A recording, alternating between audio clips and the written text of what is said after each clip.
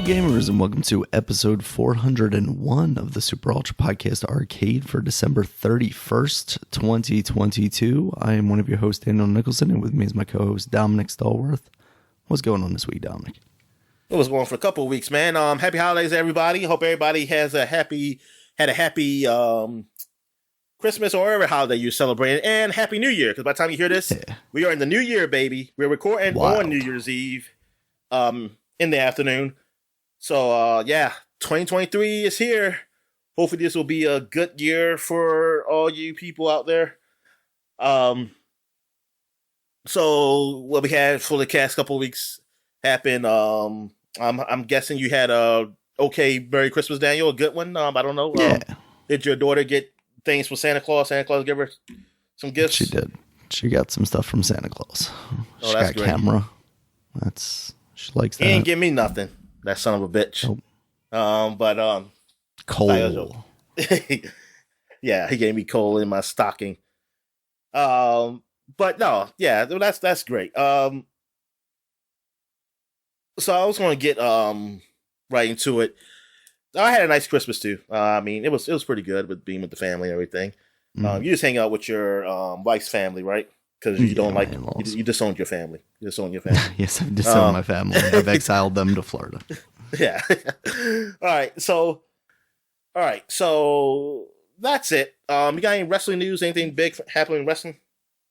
So the biggest thing that's happening, I think I mentioned this previously, but Wrestle Kingdom for New Japan is coming up on the 4th of January. That's their WrestleMania, basically, equivalent. But the rumor right now is that Sasha Banks is going to show up there, and there are further rumors that she may be signing with AEW and teaming with Saraya, formerly Paige, on one of their upcoming shows where they're teasing like she's got a mystery partner who is allegedly going to be announced this Wednesday on Dynamite. And this Wednesday on Dynamite would be after Wrestle Kingdom would have aired in the morning in Japan. So it wouldn't have been like a spoiler thing there if that was the case. So that's kind of the biggest thing, is if Sasha Banks actually does end up going somewhere other than WWE. It seemed for a while there that she was going to, or had re-signed with them and was going to make a return at some point. And then these rumors started flying around that she had, she signed on to appear at Wrestle Kingdom, because now New Japan formerly was just an all men's league, and now they have a title for women, and they're kind of teaming up with the Japanese women's promotion Stardom to put some more women's matches on their card. So that's cool. And right now, Kairi, formerly Kairi Sane in WWE, is their champion. So the rumors are basically that she would win the match that she has scheduled at Wrestle Kingdom, and then Sasha Banks would come out and challenge her.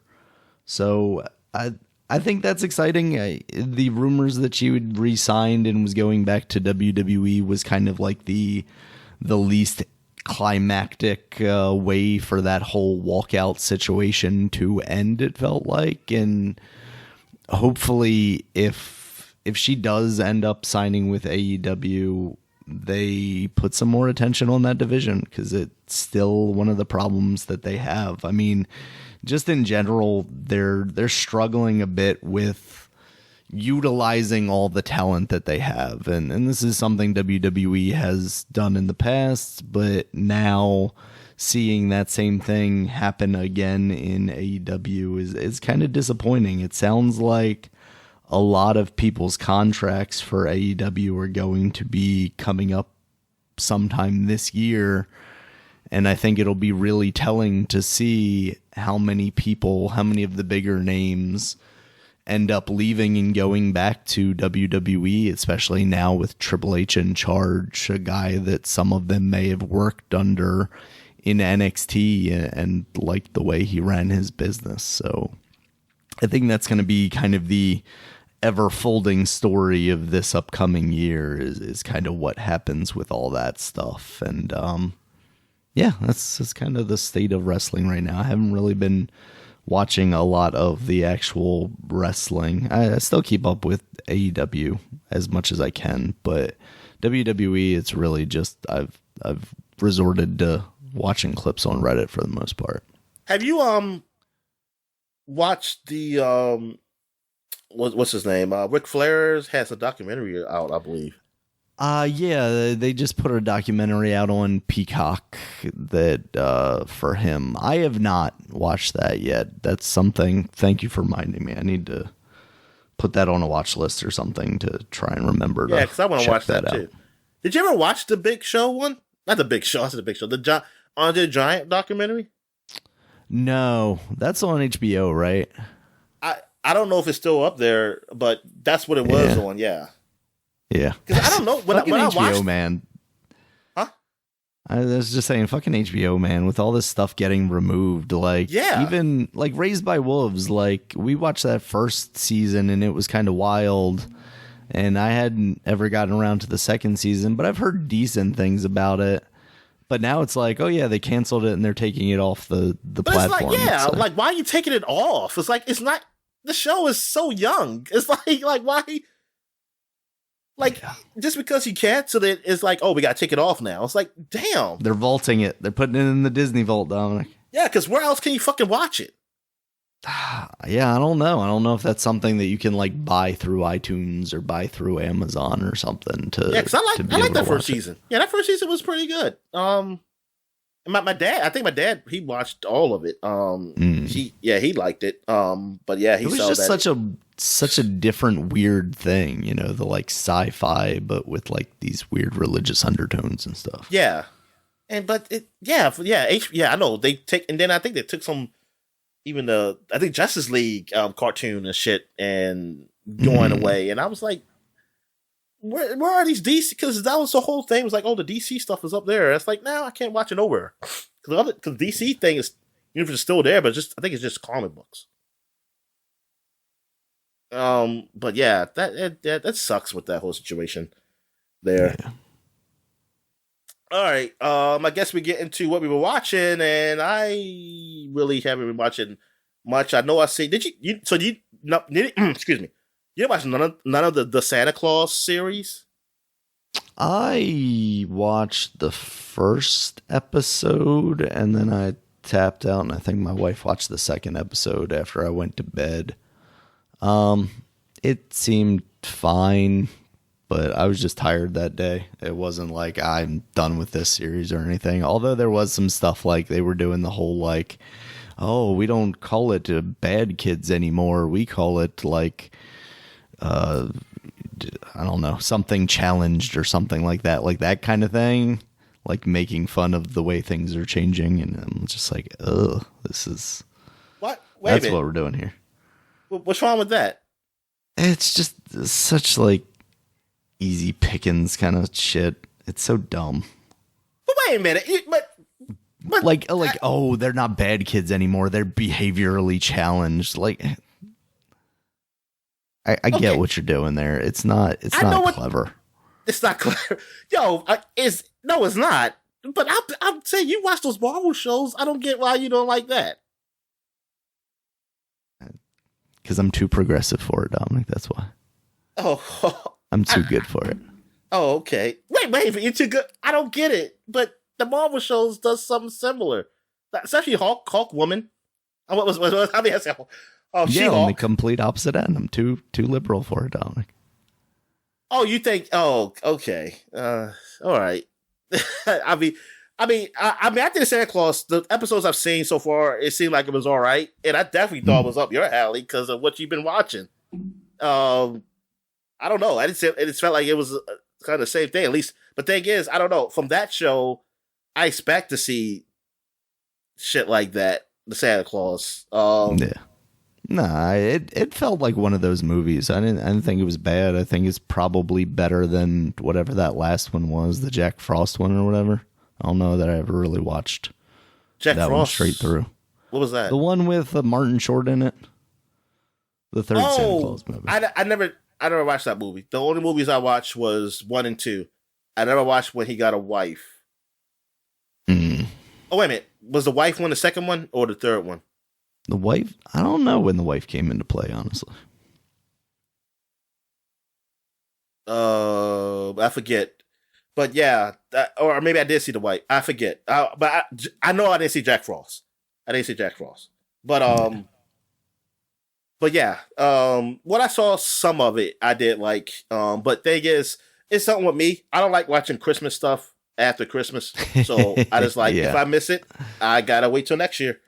So like I'll just have to if I want to see the rest of it. Those Hallmark movies all year round, Dominic. Yeah, I hate that. My sister had a Hallmark party with her friends, Hallmark watch party and stuff. I was like, oh that's my God, fun, I guess. I would kill myself if I was like having to see that shit. I mean, only the food. I would get there for the food, but there you go. Even though I would just throw it up, I would throw it all up watching that shit. I mean, because it's just, oh God damn, that shit is just, oh man, it's like it's the same shit, and you always know it's gonna be a happy ending, and you already know what's gonna happen. It's like, oh no, it's either the woman or the man. They like each other, but I got a job somewhere else, and I don't know if I can stay. It's a lot of those, and then there's always ones where, oh, I don't believe in Christmas and blah blah blah, but then they believe in Christmas at the end. That's like, what the fuck? Because it's a Christmas miracle. They fell in love, darling. And Santa's sleigh randomly appears so they can return to the love of their life before the avalanche comes or something. All right. So what else we have here? So I don't think I really watched anything new, did I? Any movies or shows? I watched Elf again on Christmas. Did you? I meant to do that, but I did. Yeah, it's pretty funny. I watched what else? I watched the Boondocks Christmas episode on Christmas. Yeah, really nothing else really. All right, so I guess we get to what we've been playing. So you can go ahead because I did not put down what I've been playing. I forgot to do that. All right. So first one I got here, Lego Builder's Journey. That's a game I think that's been out like on iOS as part of Apple's game thing for a while now, but it was free on the Epic Store, and I'd always thought it looked kind of neat, building Legos. It's more kind of linear narrative driven though, so it's not really like, oh, you just kind of get to build Legos. I think there might be a mode where you get to do that a little more. But basically it's kind of like a puzzle game. You're given a couple of Legos in this kind of environment, and you're basically trying to build a bridge so that your seemingly like a child character can kind of reach the point where their parental figure is. It's cute. It's kind of beautiful. Like it has like very nice reflections and stuff. It does really cool things with that, even though Legos are obviously kind of very simplistic, but it gives nice lighting and a mood to it all. So whatever, it seems all right. No Mega Blocks. They ain't no Mega Blocks, man. They need a Mega Blocks game.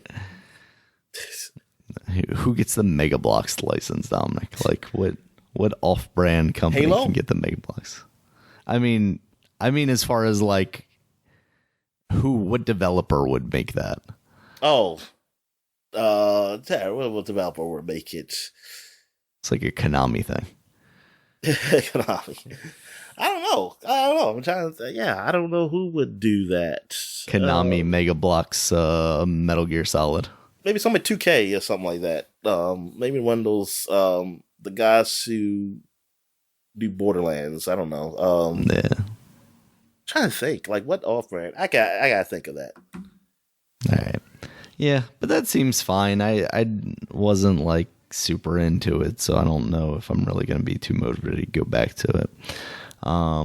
Also played some more High on Life. I think since last time we talked about it, I've beaten 2 more bosses.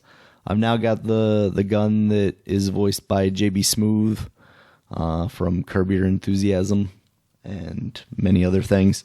Okay. I haven't played too much with him yet, though. His gun's kind of cool because it can shoot out these like blades that you can then use to like platform and stuff. And my next objective is to get like a jetpack. So I really wonder how like the movement in that game is going to be affected by that stuff. Because I'm into it. Like, I like this game. I think it's good so far. The shooting aspect of it feels good. The variety of guns, I mean, I feel like I'm still relatively early on, so I've only really got 3, I think. One, I got Kenny, the original gun that's just like kind of a pistol. I've got this Morty. woman gun. What's that? Morty. Yes, the Morty gun. I've got this woman. I don't recognize her voice. I have to look and see who it actually is. But she's basically like a needler from Halo. She's got crystals sticking out of her, and you shoot crystals into enemies, and then you can charge up and shoot like a crystal at them that makes all the little tiny crystals explode. Yeah, so far it seems all right. I don't know how far into the game I am. I'm thinking like a third of the way, because I feel like I'm getting to the point where like the story is unfolding a little more and there's like some deception or something happening. I still like kind of wish there was maybe a little more voice work from some of the guns, especially in the more like downtime areas. I know there's a lot of it in there, but it doesn't feel grating. There are bits in there that they do that kind of the whole thing is we're just like drawing it out. There's this one alien that's selling you an interesting substance that just kind of keeps rambling on and on and on and on. And it's like, I know I can just walk away. It's a game, like, but at the same time, I kind of want to see where it's going. But then as it turns out, a lot of times it doesn't feel like it actually goes anywhere. It's just like, that's the bit, is that it doesn't go anywhere, but it just keeps going. It's one of those things where it's like, I want to collect all the things. I want to go down this path before I go down the mainline path. So it's like, I want to hear all the lines that they have to offer, but also like, okay, maybe this isn't that fun. But yeah, overall, very positive on that game. I think it's fantastic. And it's kind of crazy like how big it is, because it's the biggest third-party launch on Game Pass. Based on what Microsoft has said, I think the numbers for that are very good. So that's pretty cool. Yeah. Have you ever played any of that since we last talked about it? Yeah, I played a little bit actually yesterday. Okay. And I just finished beating the first boss. So Gotcha. I went back home and I saw like the guy had locked the door thinking I was going to die. And like he's like, "Oh, I'm surprised." I like that I stabbed him because I was like, "Oh, can I kill him?" Yeah, same. And then I was like, "Man, this knife really wants to stab him." I'm wait just a minute! gonna let him Did you stab him. kill the other queen? I mean, well, the other when she came down, because like it's they were clones. Yes, Did you kill her? I'm pretty sure I did. Yeah, I didn't, because I was thinking like, can I kill her? And then I saw you can. I said, "Oh shit, I can just kill her." It's pretty fucked up. Now I'm kind of curious, if I just would have walked away, what would happen? Yeah. I think that game's pretty well done. And then the last game I've been playing some Hades. You had gotten me that for Christmas on the Switch, and I've been playing that on there.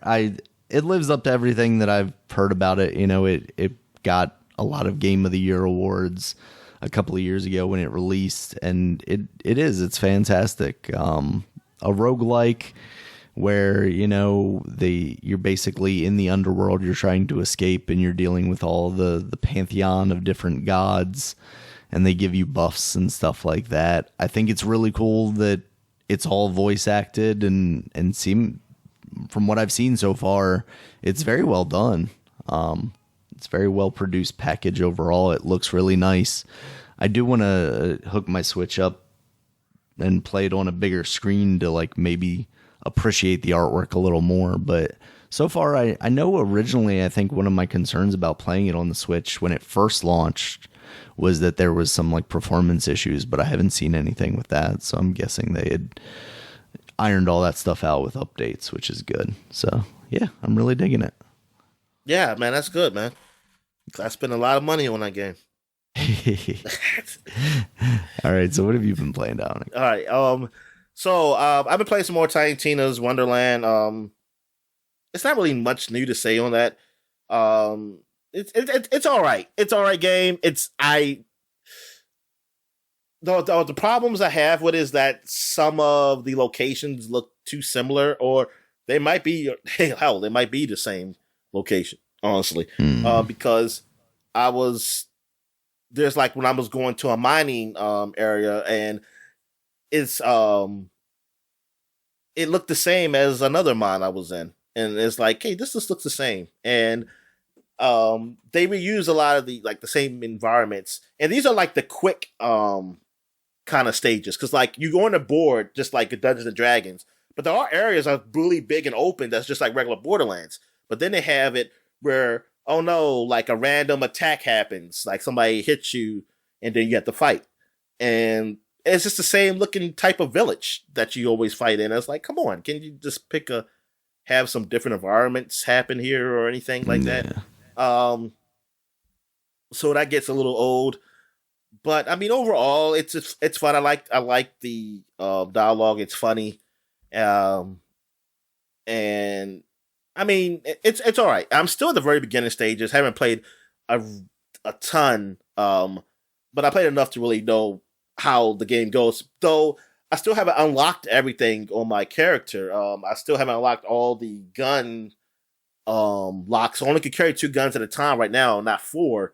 And I just want to know how long it takes. Like, what level I have to be? Because I'm like, damn, man, I feel like I played enough that like I'm tired of holding these 2 guns. Like, I'm tired. I have to keep switching to like, okay, I want a new gun, but I now gotta go open my freaking inventory to put one in because I can't hold no more guns. Like, I thought by now I'll be open up. So I don't know if it's a level that it opens, or am I supposed to go some more into the story until it opens? Because then I'll be like, maybe I should stop doing these side quests if that's the case. But I don't know. I don't know if it's like maybe I have to get to level 10 or something, and then it'll let me unlock another slot. But I was probably just gonna look it up before I can know, because so I can stop. I will stop doing these side quests then if that's the case. What else have I played? I played some more Persona 5. Still playing through that. So I'm still on the 4th palace now, trying to help this girl, who will become part of your party. She's having anxiety issues and stuff like that, and she's a shut-in, so you're trying to help her out in her palace, because she's actually telling you to change her heart. Like nobody ever done that before, so this is all kind of new ground for people. It's like, oh, we gotta go in and change it. But thing is, we're still confused. It's like, wait a minute, you're telling us to change her heart, but why is like she's still fighting us from doing it? Why is it not just easy to do it? But you realize that she can't control herself. Is that because of her anxiety and being a shut-in and everything? She's keeping people away. Is this what she does? It's like a defense mechanism for her. So that's the way it's kind of looking at it. So that I remember doing this for the original games. So it's pretty cool. And also some new extra stuff I know I can do with my personas now that didn't happen in the original game. I know like it's an alarm system now that happens every now and then where you go and change your personas, or when you do a fusion, when an alarm happens, now when you do a fusion, you could get something extra with your fusion. A fusion is when you're combine 2 personas and make a new persona, basically. And which is the personas are like Pokemon, you might as well say. And now you'll get some special thing happens when the alarm system happens. Now, but when the alarm system happens for a little while, it even says like hope, like it's a strain on the system. So if you do something, you might not get what you want. So I did it anyway to see what happened, and I did get my stronger persona, but all his special abilities or her special abilities, I think it was like some kind of female persona or whatever. It didn't really have no powers. Like everything was all like support powers. So it was like, oh man, it sucks. I was like, I can't really do nothing with it. So it's like you take a chance on it. So I got rid of that. So I said like, oh, because you can get rid of your persona. So it's like, oh, I was going to have to do it again. Try to get that particular one again. But yeah, I mean, it's pretty cool. Yeah, like Royale. Now I'm having more appreciation for it. That it really is like like they really did a lot to the director's cut of it. Even though I still think it should have been something for if you already bought the game, you can just add on, be a little bit cheaper than buying a whole $60 game when it was out. But yeah, they done a whole lot to this game, to make it very different from the original and make it better. Also, I got a month of like GeoForce Now because I wanted to try that out because the Xbox Cloud app for me has not been doing well like it was when I originally started. I'm getting a lot of pixelation. Like it's not lagging though. It's not lagging. It's just pixelation that comes up that makes it really weird. Things just look weird. And so sometimes the screen will get bad where I'm still seeing the previous screen, but I'm still moving. Like I still see when I'm doing that at the same time. And it's like, this is bad. I use a new browser. Some people say that, hey, use the Edge browser. And it seemed like it did work better than a Chrome one. Even though I heard people say vice versa. They said, oh, use the Chrome browser. It looks better. So I'm like, okay, this is all use Firefox. Come on. This is all Xbox. So then I used the app. The app was bad. I think the app is actually worse than even that. Because some people say, man, the Xbox app doing the cloud through there is worse than using the browsers. But the best way to do it is my phone. My phone has worked perfectly. Like, as far as the last months I've been trying it on my phone, it works perfectly. So I know it's like, okay, so it's not it's some reason with my going through my PC with my router is the problem. For whatever reason, I don't know. And it's not slow because I tried GeoForce Now. And GeoForce Now, it goes perfectly. It was perfect. I haven't had any problems yet. Stadia, I didn't really have any problems with I didn't really have any serious problems with Cyberpunk. The only problem I had was that I thought it looked a little too blurry and not crisp enough, but it was never a part of pixelation or lag. While Xbox, the pixelation, it gets bad. Like it was really bad when I was playing Guardians of the Galaxy. Man, I struggled like with that because it was get bad sometimes, and I was like, oh, and then I'll stop, and then I'll come back, and then it'll be better. So yeah, I don't know what's going on. I mean, it could be like you said, maybe more people are using it, and it's causing that. But I don't know. Some people I just see they say it works good. Some people they have better internet than even I do, and they say, man, they struggle with it, and people are saying like, hey, this is why I use GeoForce Now. Only problem with GeoForce Now is that you don't have a bigger selection. Well, your selection is different.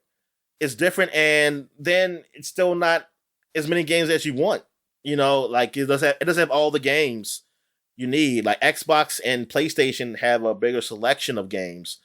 GeoForce Now, some people have taken off their games that was up there, and you would think that would be better because you would have to buy the games yourself, right? And then a lot of those games they partner with NVIDIA as far as like optimization.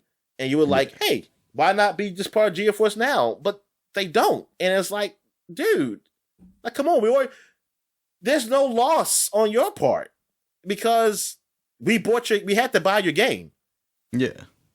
So why not to have it up there? Like, I wish Sony would just, because they don't make it so that you can stream, like the Spider-Man you play is probably streamed from a PlayStation, right? I don't think it's streamed from a PC. It's not the PC Spider-Man. So I'm like, no. So, well, I mean, it's some, weird server thing that is based on PlayStation architecture, I'm sure, not just a straight up PC running the PC version. Yeah, in that. Yeah, exactly. That's what I'm saying. So I'm thinking that I want to play you should give me the option to play the best version of Spider-Man. I bought the game. Like, this is your, right. And I just want to play it. All they doing is let me play it through a PC, basically. And I just want to play it through the best way because I don't have a strong video card to play it. So let me play it through the GeForce Now. Like, you already make a partnership where they can optimize it for it there. All your PlayStation games that you have on PC. I was like, you should let me have the option to play that. Yeah, I just feel like it. I don't know. I mean, I just feel like all that license stuff, like it's like you're not losing anything. Like, you're not losing anything from it. Because it's weird. Like, I could see like someone trying to make the argument of, well, it's like Nvidia trying to make money off of these creators' content, but that's like saying that Nvidia, by producing graphics cards, or AMD doing the same, or Intel by producing PC hardware, are benefiting from these games existing. It's like, yes, they are. It's a symbiotic relationship. And if Nvidia wants to put the work into building out some server farm so that you can stream games that your PC can't handle, why not let them do that and make your game more accessible to more people? Because, yeah, like you said, they're not missing out on anything. If anything, it would get more people to buy it because it's now more accessible to more people, in the same way that it feels like a lot of what Microsoft is trying to do is happening, you know? Yeah. So I tried it out, and I played a little teeny bit of The Witcher. That was the first game I ever played through the GeForce Now, and that looked incredible and it ran good. So I was like, oh, this looks really nice. So then I tried out Just Cause 4. That looked really good. And Just Cause 4 I never really played. I played a little bit of Just Cause 2 and 3, not much of it, just to know what it is. And yeah, it's a sandbox game, and it's fun. I like that you can do almost like a whole lot of shit in that game. Like, and then they took some things from even Metal Gear with the whole whatever that system was called, where they put the balloon up and it shoots things up or whatever. You can strap an enemy to a balloon and it shoots them up in the sky in Metal Gear Solid 5. I forgot what that was called. They got that in this game because I shot vehicles up with people and shot them up in the air and shit. Oh, okay. And I thought that was pretty cool. I like using the wingsuit and the parachute and, the grappling hook. Like, oh man. And then it's running so great on whatever is running on whatever they're using. I don't know if they're using a 3080 or whatever on the second tier. But yeah, I was like, damn, man, this game runs so well. And I play a little tiny bit of Far Cry 5, and I already played that game before, but I can see like how much better it looks now with those, like, everything on ultra and running so smooth. Also Warhammer, Total War. I played the first one, even though all three of them are up there, and I think we only have two of them. I don't think we have the third one. But even though the third one's technically on Xbox, but they don't sync with the Xbox thing, obviously, because Xbox has its own service. So I played the first one, and yeah, it runs real great up there, and everything. I had no problem with lags or pixelation or nothing with this. Like, it runs very well, and the wait times are very short. It seems like, based on if you pay for it, because I never had. Every time I put it in, I think one time it did say like, oh, you're number. Once I said when you're number 100, I said, oh my god! I said, Jesus Christ, I'm about to tell them I want my money back. But then it went away real fast, and then I say, oh, you're next, and it's like, oh, okay. So I always seem like I put in want to play a game and I start. So the wait times, it seemed like, yeah, if you're paying for it, it's not long. But I remember when I tried it for free, it took me a while to get into a game, and even when I was even like just like number 5, it seemed like it still took a while, and I was like, damn. I don't know how you would do this. Like, you would just sit down, oh, I'm going to leave these 5 hours for me to possibly play for 1 hour. Because you don't know how long you're going to wait. So it's like, I'll say these 5 hours are my time. I might play a game, and so and you only can play for 1 hour at a time. The tier I'm on, you can play 6 hours. I never get close to 6 hours because I don't play games that long anymore. I never sit down to play one game that long. Like, thing is, I can sit in front of my computer for 6 hours. But I can't.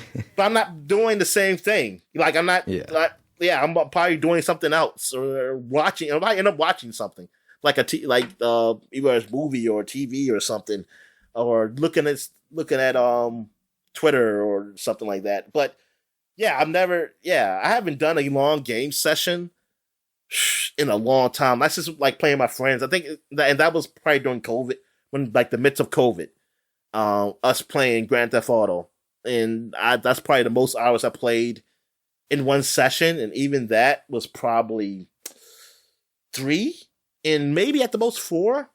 And I mean, and that felt like a long time for me. I mean, that felt like a long time. Chucks, I remember the days when we used to play back in Target days, man. I'll be on used to be on my Xbox 360, man, forever. Like, just sitting down. I'll make an imprint on that sofa in our living room. Because I will be up there forever. Like, especially since it was overnight, so I'm off.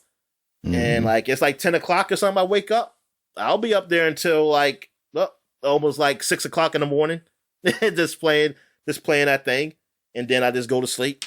But yeah, now I can't even if it had nothing to do. Like, I was like, because one time I used to say, like, you know what, I'm going to beat this game, or at least beat half this game today, because I had nothing to do. Man, I play like a good hour or two, and I'm like, okay, I'm done. I was like, I don't want to play anymore. I was like, I have nothing to do. I was like, I'm not even doing anything, but why don't I want to play anymore? Things just change. Like, I have to do something else. Mm-hmm. Yeah. High on Life, I played like 2 hours of that the last time, and I think that's the longest I played any game in like one sitting in quite a while. Yeah, 2 hours. Good God. Yeah, but that's like you know what? Things change when we're in movies. Like, unless I'm in a movie theater, it's rare that I'll sit and watch a movie straight through at home. Like, I haven't done that. Like, this is me personally. Most people don't. Most people I know, they can watch a movie at home and straight through. But I can't. Like, even if I'm downstairs, I watch something with somebody, like somebody come up and say, we're gonna watch this movie. So, okay, I'll sit there and watch with them. I will get up in the middle of the movie and be like, oh, I'll watch it. I'll watch the rest of it later on my time, because I gotta go do something else. Like, I can watch a TV show if it's a half an hour, or even an hour show. That's stretching it. Even an hour show, I might not get it done. Like but I have to stop. I'll stop and say, oh, I'll stop here and I'll watch the rest some other time. Let's go do something else. Or even, like, I probably still want to watch something. I just don't want to watch that anymore. I don't know. I just feel like, let me watch something different now. It's like how I've been for like the last maybe like 5 or so years. I've been like that. Like, I just can't sit and do one thing for that long. I don't know what it is. ADHD is finally kicked in though. Yeah, but it's not really ADHD sometimes. I mean, it's mostly like I'll stop, or sometimes I might just take a nap. The depression then. That could be it. What else we have? What else I played? Oh yes, so yeah, that's basically the games I played over GeoForce Now. So yeah, I mean, I think it's pretty good, but thing is, you're limited on your game, so you have to see what you would like to play. I mean, just like with the Xbox One, because some people say it's not worth it to them, the Game Pass, because there's games they say there's only a few games they want to play, or maybe they don't like the library. And with this, that's the problem for me, is that the library is not as much as I want it to be. It's not the games. It's not enough games in there for me that I would pay for this monthly. But maybe, you say, hey, I got this game that's out and it is on GeForce Now. I'll pay for it for this month, and I just, then I'll stop or something like that. Yeah. I mean, you can do something like that. All right. But last, and not least, the game being a dick, the adult video game that I have been playing. Well, I played, but it's episodic, so I haven't played in like over a year. Because that's when the last episode came out, and it's actually a pretty decent game. It's not just like it's not just the sex stuff. You know, it's not the sex stuff is not just the basis of the game. Like most of the adult games, it's really just, you know, very perverted stuff. Hey, whatever your kink is, I'm not gonna kink shame you. Yeah, I will. I will kink shame. I do that. They say you're not supposed to do that, but I think then it's not a kink anymore. If you're not allowed to shame it, how it doesn't make it a kink? Because then it's like it's just you make it just normalizing it, and then that's boring. Because then I feel like if you normalize a kink, I feel like the people who do even like the kink, they probably won't like it anymore. It's like, man, people You're taking the power away from it. Yeah, exactly. So you need to keep it a kink shame it to make it that to keep the power of it. But anyway, being a dick, yes. It has like those. It gets to the point like they have those sexual encounters that's very detailed, and that's really it is with these type of games, these adult games. But thing is, the reason this interests me is because somebody mentioned how it's actually a decent game. It's actually like with the choices, it's kind of like what I'm trying to compare, like a point and click game, almost a point and click adventure somewhat, and you choose your paths, and they have different paths, and I was like, oh, this is actually a decent game. And the first game I played of theirs was damn, what the hell is that game called? Acting lessons, and that was really emotional, and like it was a good that was like a smaller version of what Being a Dick is, and I thought it was great. And I was like, wow. And thing is, it didn't have a whole lot of those sex scene stuff in there. I mean, it has them, but that wasn't the big interest for me. And it seemed like that was the big deal of that game. So when I heard he was doing this game that was so much better, I said, okay, let me try this out. And it seemed pretty cool. It was kind of like college life, funny, had those funny moments and stuff. And then the sex stuff, almost like a American Pie, or think of all those other late 90s or 90s like college kind of movies or high school movies and stuff like that, radar movies. That's what it's kind of felt like. You were part of a frat. They call the Dicks, so it's kind of Delta Iota Kappa. I think that's what it is. Sure. But it just spells dick, and so that's how they did it. And you're part of this frat, and you do all this crazy shit and stuff like that. You had Hell Week, you were doing some crazy shit and stuff like that. And then you also got all these girls and stuff, and then we got these storylines that go with it that are pretty good. It's not just funny. Some things get a little serious, things like that. I thought it was pretty good. But so they got this latest episode, and the guy who does this game, apparently he said he quit his job because now he has enough money where he can just focus on this and make money from this game so he could do what he loved. And you can see the production value in this episode, which is the new season 3, episode 1. Well, technically episode 9 overall. But you can see the production value is like a whole lot more than the previous episode. Like the animations are better. Now it's more like a visual novel because it's mostly things are in standstill. But when it is animation, it looks pretty good for somebody who's like the only person basically working on the game. But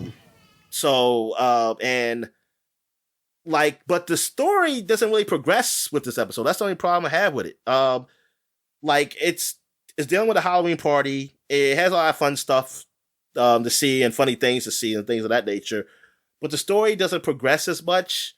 It's very long though, and do add some new gameplay mechanics. Like they have a system now, which it seems like it's going to be in the future of the game now, because it said round 1 on this party planning system, where it's like it's a game where you have all the dicks, your other frat boys on this board, and you got them like maybe like 5 frat members are there, and then you have each person has a demand. Like one person might say like, "Hey, I want some speakers near me."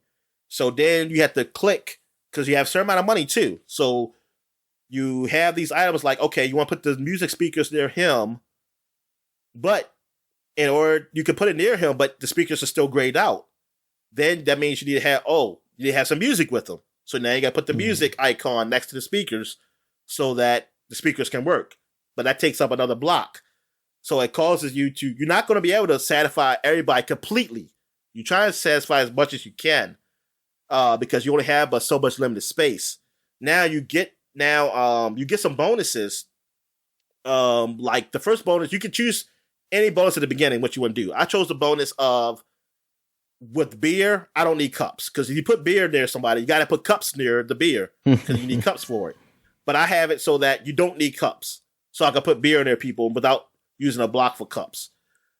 But for the liquor, I still need cups, so I have to use cups for that. And then some people say, hey, I want some girls near me. So you got to put some girls near them. Like they have the symbol for women, you know? And then some dudes say, hey, we need this many dudes here too. Now, some things you don't have to put near them. They might just say like something special, like there's somewhere on the board. Like, hey, I want like we need like 3 speakers here or something like that. Like, so I can put speakers anywhere, but you still got to try to manage how you affect the other people. Cause look, one person said he wants drugs, but another guy says, I don't want drugs at the party. So he's like, hey, is it worth to dissatisfy him? Or you can dissatisfy this one guy, but you can help him in other ways. So it won't hurt you as much. I mean, it's a cool system, but I was very confused at first because I was like, wait a minute, this is only round 1. So I was like, darn, is this like more than one party for this Halloween party? Is this like a party for days? But now I'm seeing it after this episode. I saw, no, that was the only game for that particular episode. There is going to be, but it's supposed to carry over your what you done, like how many points you got, and then how much money you made, so you can carry over to the next episode where you have another party. Because I guess you're gonna be playing parties now. But it kind of sucks. I'm like, I don't know when the next game coming out. Right. Like, because that's the thing with this is his own time, which is nice. For him, but thing is, with a game that's basically episodic, where it's a story to it, to keep people's interest, you got to come out in timely fashion. With a game like that, so I'm like, how long is this episode going to take? Because I felt this was a little too long for this one, like to wait a whole year, a little over a year actually, to get to this episode, just for the story to really not progress. Even though I like the gameplay elements, I like some of the stuff that happened during the episode. The story didn't progress as much, though. And only a few things, like, somewhat progressed. Like, I think at the end of the previous season, you had to choose a person. Like, you couldn't be... you could be a man whore, I guess, but you couldn't be with certain people. Like, certain people wouldn't allow you to be with them if you're going to be a man whore or something like that, because they want a real relationship. They want it.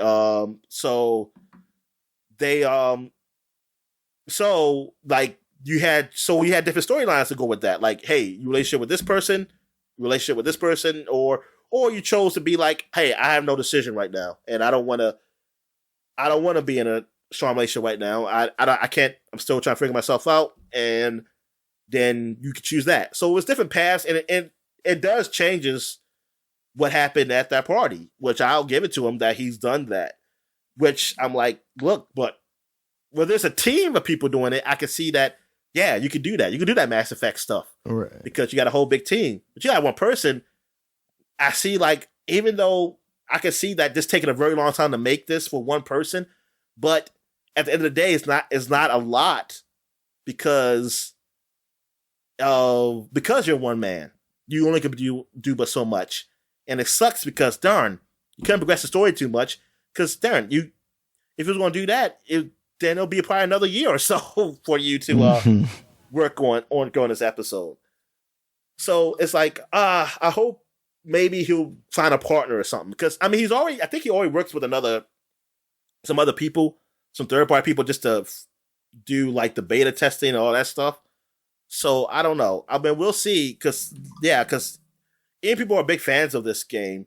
I'm seeing a lot of people saying like, this is not as good as I thought. It means like they see like, oh, it's overall like the game, it's better, but the story is like, how long is this going to take to do this? Like, what's the end game here? Because how long am I going to get to progress through the story? Because there's some characters we didn't even really deal with this episode, and how's that going to work in the future? And I might be mute this damn phone because I am getting a whole lot of shit.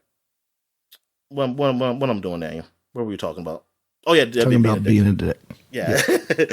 All right. So it's a little disappointing. And because I do want to see. Oh my God, what am I looking at? This is so nasty. Oh my fucking God. This okay. Let me turn this Twitter off. I don't know what the fuck I was looking at, but that was disgusting. All right. It was a woman was poking something under this vending machine, and then all these. I don't know if there were bugs or what. Just came coming out. Oh, fuck. Gross. Yes. I got to send it to you because I want you to suffer like I am. That's just how it's up. But yeah, being a dick, it's so. I mean, like I said, overall, it's all right game. But see, then it's not really done. I don't know. Like, I don't know what's going to happen with it, and I hope get it done. Like, I want to know how long does he want to do this for. Like, how long is this one game is supposed to be? Because right now, I mean, it doesn't look like it's close to the end, like the way the story's going. So I'm like, how many seasons? Like right now, this is the third season. Are we doing another season after this? It's like each season seems to be about 4 episodes. So I want to know because there's a lot of things open. It's a lot of things still open. This is going to be his Half-Life, Dominic. I hate to disappoint you. Yeah. All right. So he's going to do a VR game, though? He at least do like a VR side story game? In like 20 years or whatever it is, yeah. That's when VR is going to be just a chip and we put it in we'll have it in our heads. Exactly. Some kids are going to be born with it. Yeah, yeah. All right. So I guess we'll take a quick break, and when we get back, we'll get to the flashback segment. All right. And we're back. And now we're flashback into 2013 now. We're talking 10 years ago. Now we're in the new year, people. So, every new month we do is covers of gaming magazines of what they had in the previous years. So now we're starting with... What are we starting with here? Where am I at here? Okay, 2013, because I don't have it in order. So 2013, we're starting with Game Informer. What did they have 10 years ago on their cover? They got the top 50 games of 2012 up here. And this looks nice. Looks like it's like some graffiti, like painted on the wall. And they got Mario. They got look, the Telltale's Walking Dead up there. Yeah. They got a woman. Oh, I think that's Shepard. Oh yeah, I think that's Woman Shepard. That's Fem Shep. Yeah. They also got Halo, and I guess that's Cortana. Yeah, that's Cortana. And then they have Dishonored guy with the Assassin's Creed guy. They got Darksiders, the Deaf guy, and they got I was about to say Rat Trap. I mean, what the fuck is his name? Claptrap. Claptrap. Yeah, from Borderlands. With a Mario tag on him. He definitely does. He got the mushroom. Got a mushroom on him. Yep.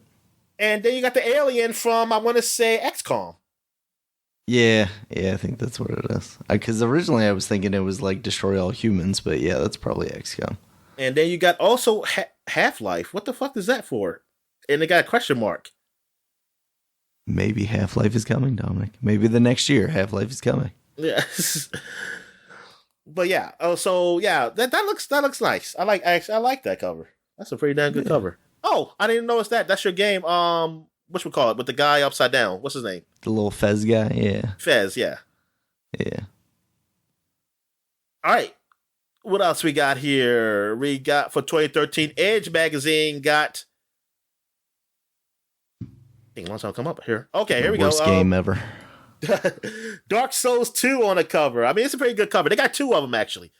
They got one where the one you see in now with with all these words on the front. You know, talking about Dark Souls 2. Also got reviews for Black Ops 2, Far Cry 3, blah blah blah. PlayStation All Stars. Maybe 2, Scribblenauts Unlimited. They also got the Edge Awards in here. But yes. The other cover looks, I like that better. This one has it with darks, like all it is with the Darksiders guy. And it's like all black. And that looks nice. I like that one. Yeah. It's nice. What else we have here? Last one for 2013. You know what? It's getting less because, like, look, man, it's like that many magazines now. Getting into these later years. Yeah. We got Electronic Gaming Monthly, and they got Alien Colonial Marines, the best Aliens game ever. and they don't know how good it's going to be yet. You don't know how good at this time. We don't know how good it's going to be, but yes, we cannot wait for this. Look, it says, "Don't even try to scream." Look what it said. Don't even try to scream. Well, we did. We screamed at the horror when we saw the reviews. Yeah. I forgot about this. I really did forget about this game. Like, why was it so bad? I think it was just poorly made. And didn't it also bounce around before it ended up finally being released by Gearbox? That's right. So it didn't come out this year, right? Yeah. I was about to say. Did it come out in 2013? I just felt like it was. I don't think so. But I also feel like it's not any sooner, or any closer to now, right? No, it's not. That's what I feel like. I felt like why would this be? I felt like this would be a big deal some years ago because I felt like it would have been already delayed. Oh no, it did release. It released February 11th, 2013.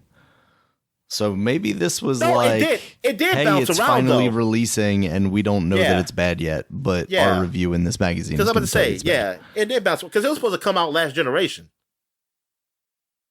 That's what it was, yeah. Yeah, because I remember seeing a magazine, or old Game Informer magazine. Yeah, it turned out to be not that really good, but also got how magazines work. They come out, so January came out technically in December because they got the bonus holiday buying gift guide in here. Yeah.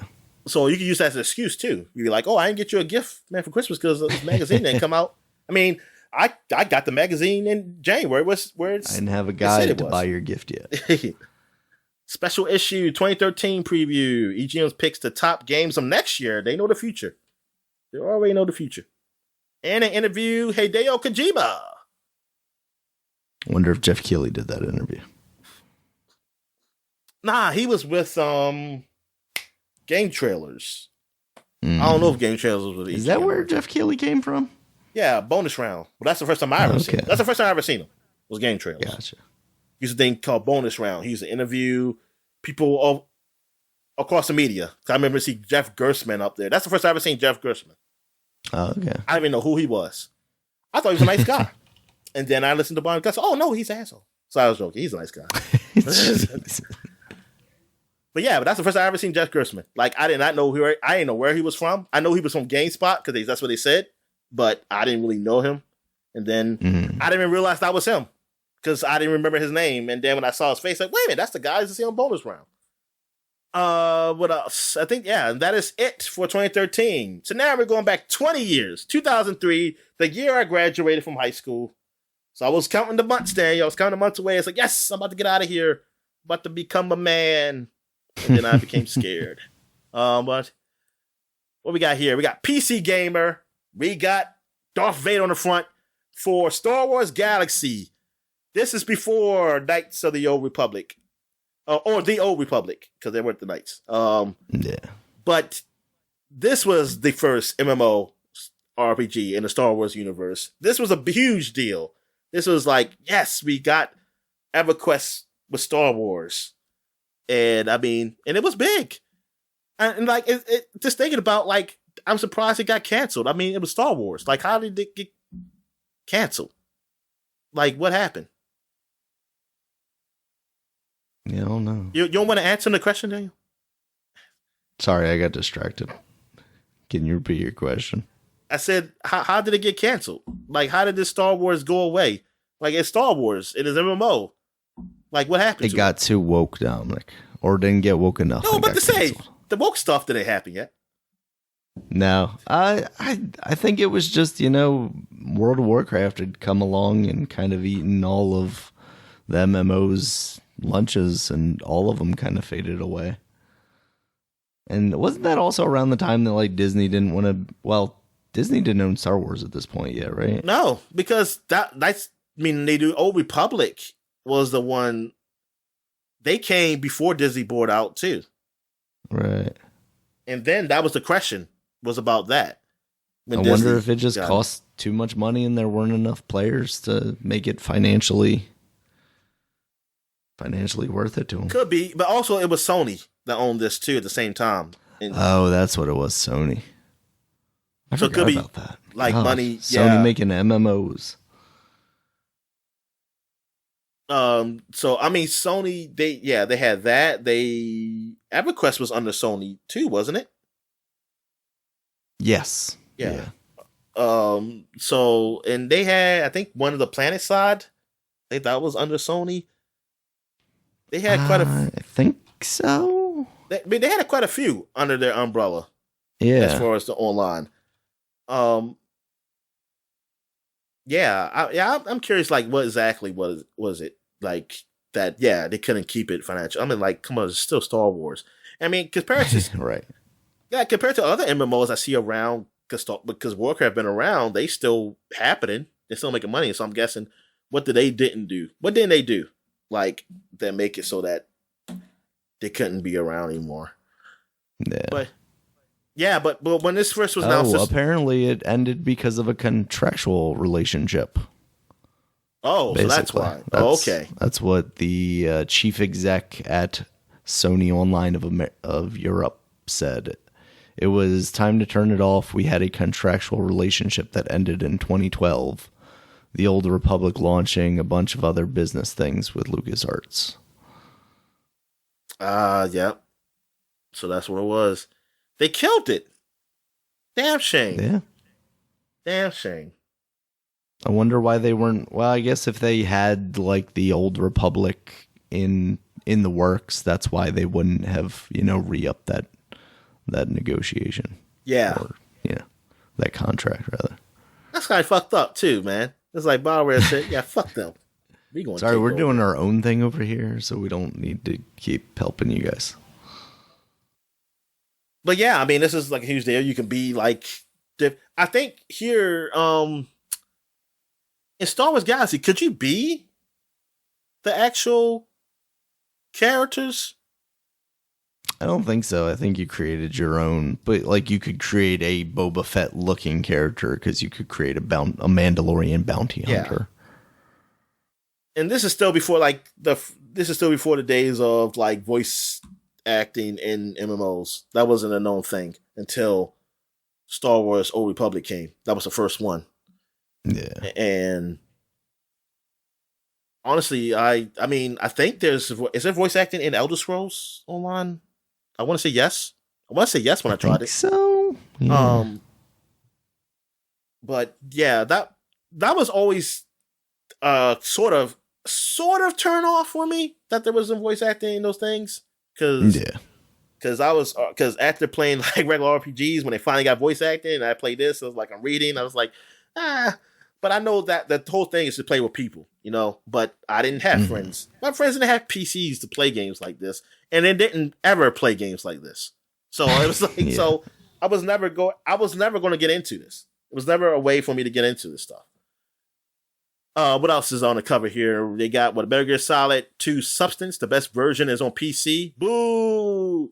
It's like a fucking PC master race. This isn't the only cover.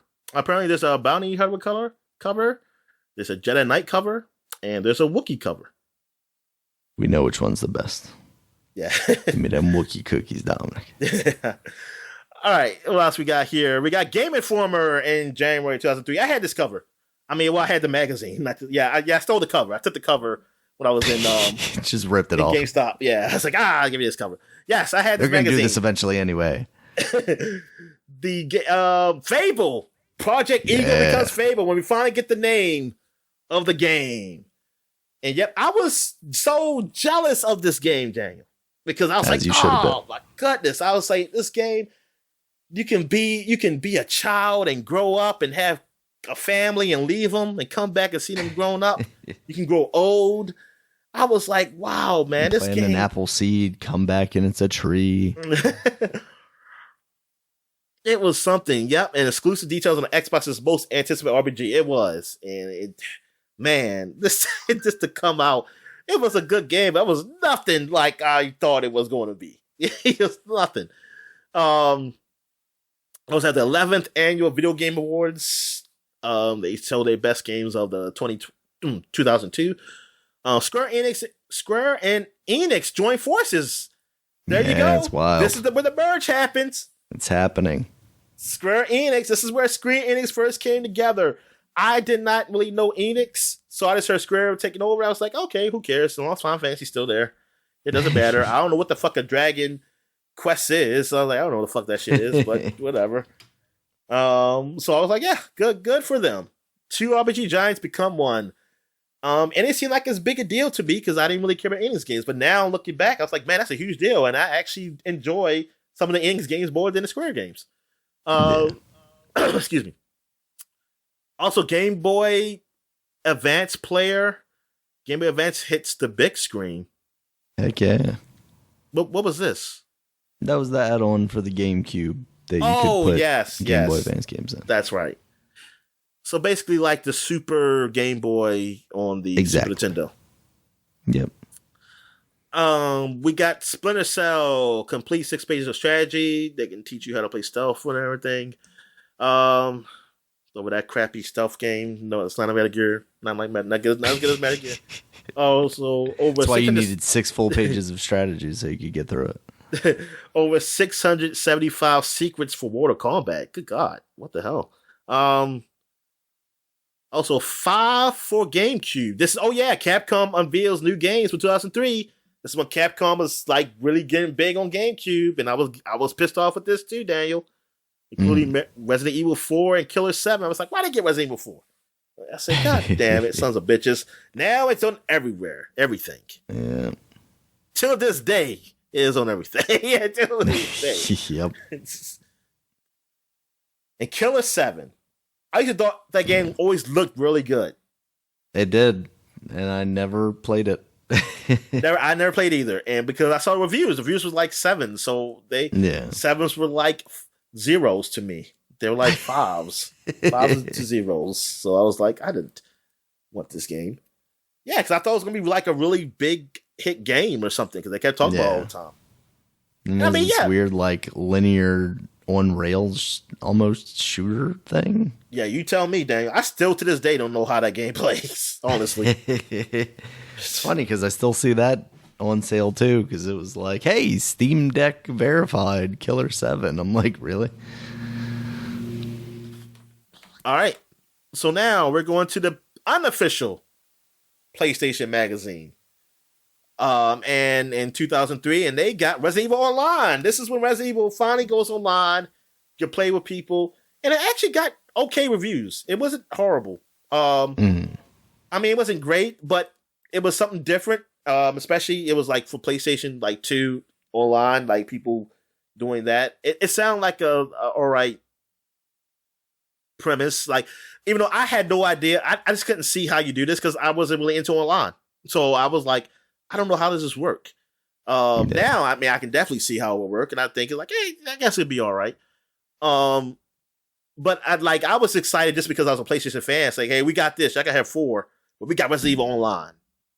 Even though when I saw the reviews for this game, it wasn't super great, but it wasn't like no 4 where it got like 10s and shit, and I was pissed off. I was like, man, how did we get this okay Resident Evil game, and they get like the best one. And like, who has a GameCube, man? Get the fuck out of here. It's like, what else they got up here? They got War of the Monsters. That was an exclusive PlayStation game, almost like what they call them, Daniel? What they call those monsters in Japan? Kaijus. Yeah, kaijus, but made up kaijus though. They're not real kaijus. But I heard the game got okay reviews. It was actually okay from what I saw. Def Jam Vendetta. Yep, this was huge. Hell yeah. Yeah, I cannot wait to play this game. My friend ended up getting it. I borrowed his, and yeah, that game was fun. Great. It was, yeah, I really love that game. Game of the month. See which hoop game gets the slam dunk. Oh, so it's gonna be a basketball game. So also they got secrets for Grand Theft Auto Vice City. Guilty Gear X2 has Street Fighter Medics match. Maybe, I don't know. Namco's Epic RPG. First US screens of Xenosaga. Wow, yes, I could not wait for that game too, because I was a Xenogears fan, and I was like, Xenosaga was like a spiritual successor. Yeah. So I did play that, and I did like that. I really liked that game. And that robot anime chick has some nice boobies. All right. Jeez. So, well, we're going back 30 years, Daniel. 30 years. How old was I 30 years ago? I was 7 years old.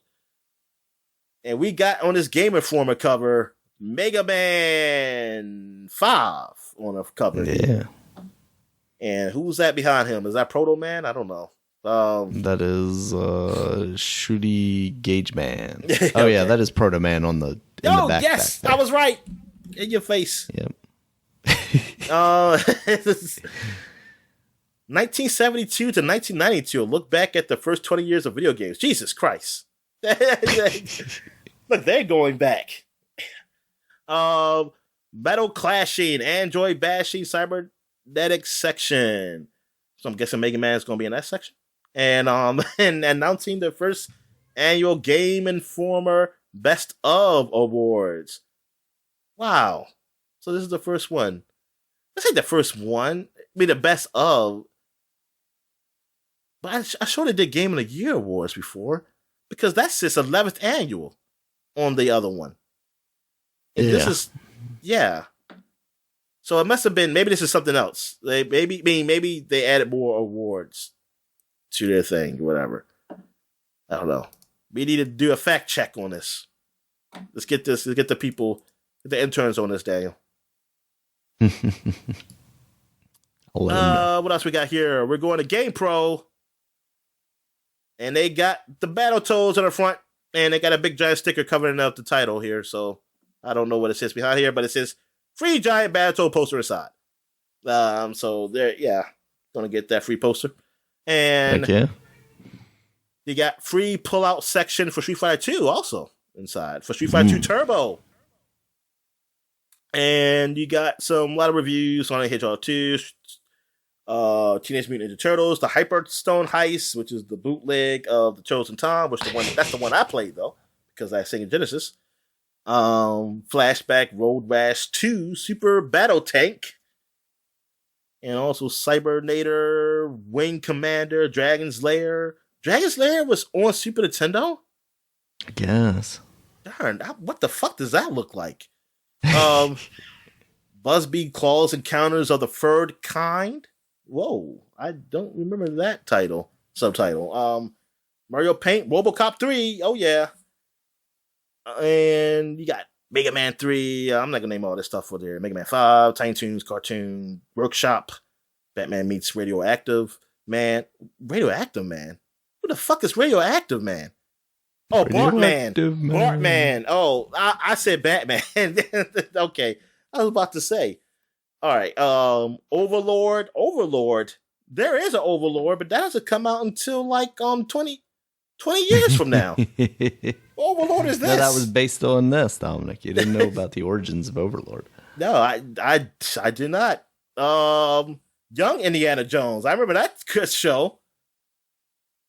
Predator 2, Jaws. I said I wasn't going to read all of them, but I did.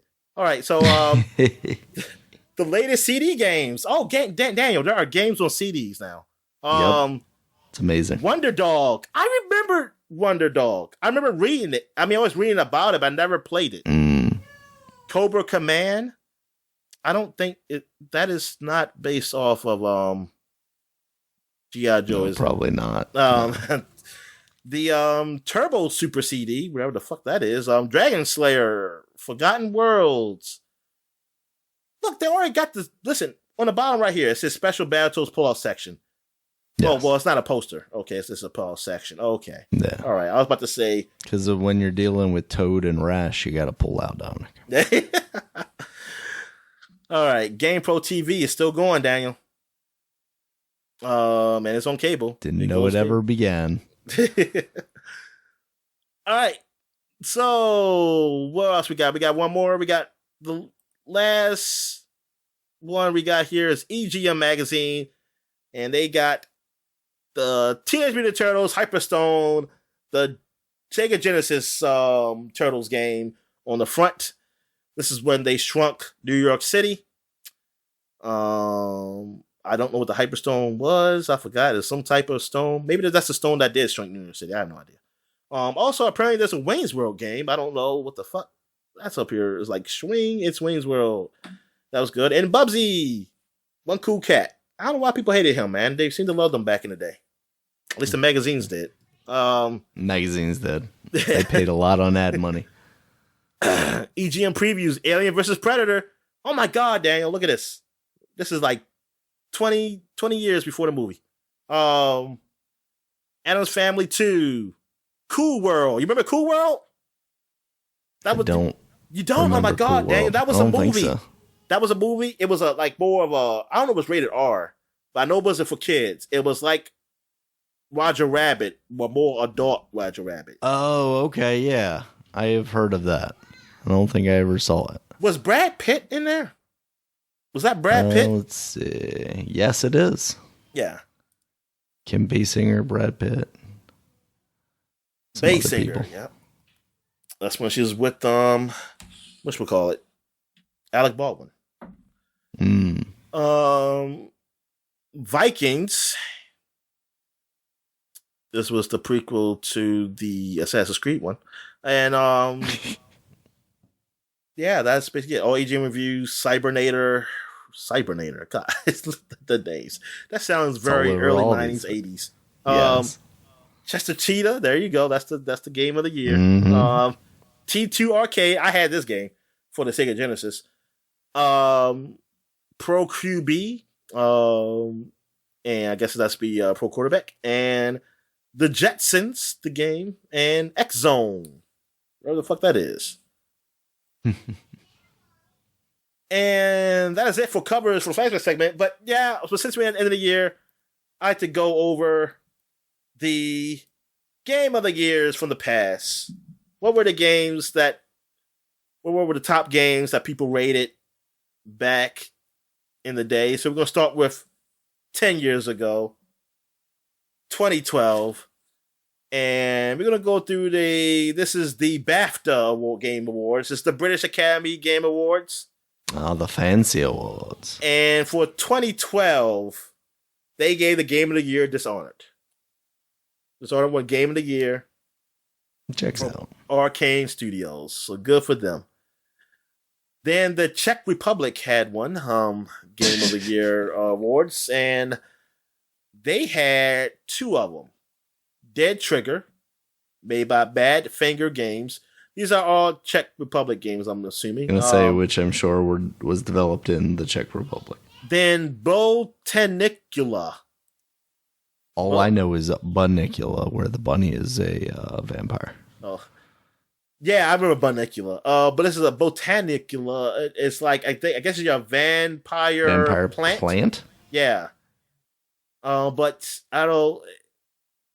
I think the player controls a protagonist while exploring the environment, solving puzzles, and it says interact with creatures and find Easter eggs are present in lush environments. That's a plot here.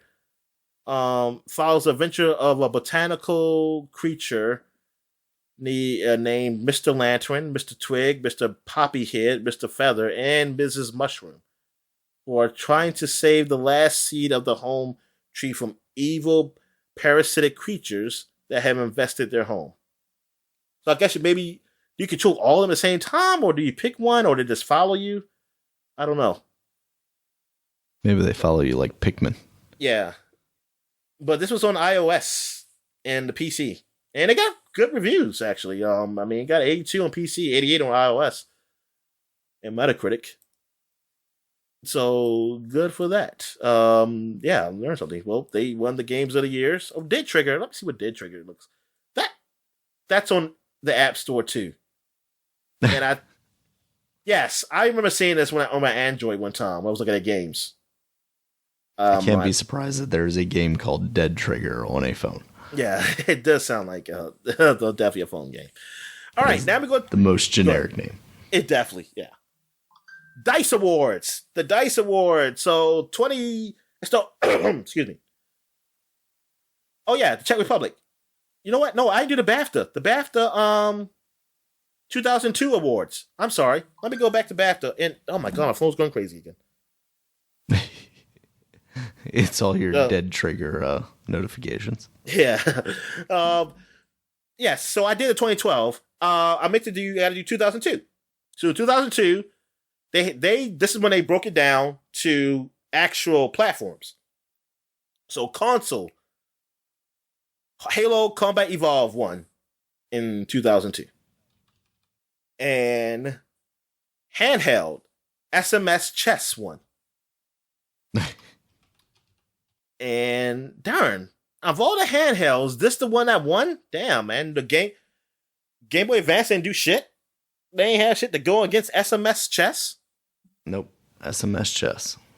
It's a new way to play, Dominic. Yeah. And then PC had Neverwinter Nights won for that PC. Checks out. Yeah, that definitely checks out. It was a great RPG by BioWare. All right. So the Czech Republic did not have anything going past 2010. And also the BAFTA didn't go to 1992, and my phone's going crazy again. All right. So, okay, Dice Awards. And now we're starting with 2002. We're going back 20 years. And that's the farthest we can go. They didn't have Dice Awards in 1992. So, Battlefield 1942 won in 2002. That's a very good game. Yeah, it was. There was no game really like it. Also, DICE made it. So, collusion. Oh, yeah, that is definitely collusion. Definitely collusion. I forgot what DICE stands for, but I know it was awarded by the Academy of Interactive Arts and Sciences. That's AIAS, so I don't know what the hell DICE stands for. Yeah. DICE stands for... Wait a minute. Somebody said the DICE Awards is an award show in the video game industry started in 1998 and commonly referred to in the industry as the Video Games Oscar. Oh, so they trying to say this is it. So these are the best award. So fuck you, Keeley. You're the MTV Awards. He effectively he is. No offense to him. They have their place, but I know. I'm just joking. As far as like prestigious awards, it definitely feels like the DICE Awards is probably the one. And DICE stands for Design, Innovate, Communicate, and Entertain. So what about the company? That's the same thing? They are digital something. What is it? Digital Illusions CE, whatever the CE stands for. Company Entertainment. All right.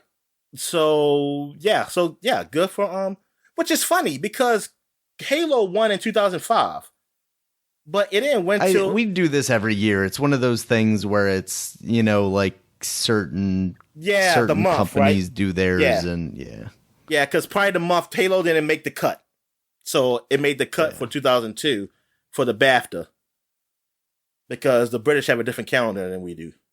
All right, so the calendar's in metric down. Yeah.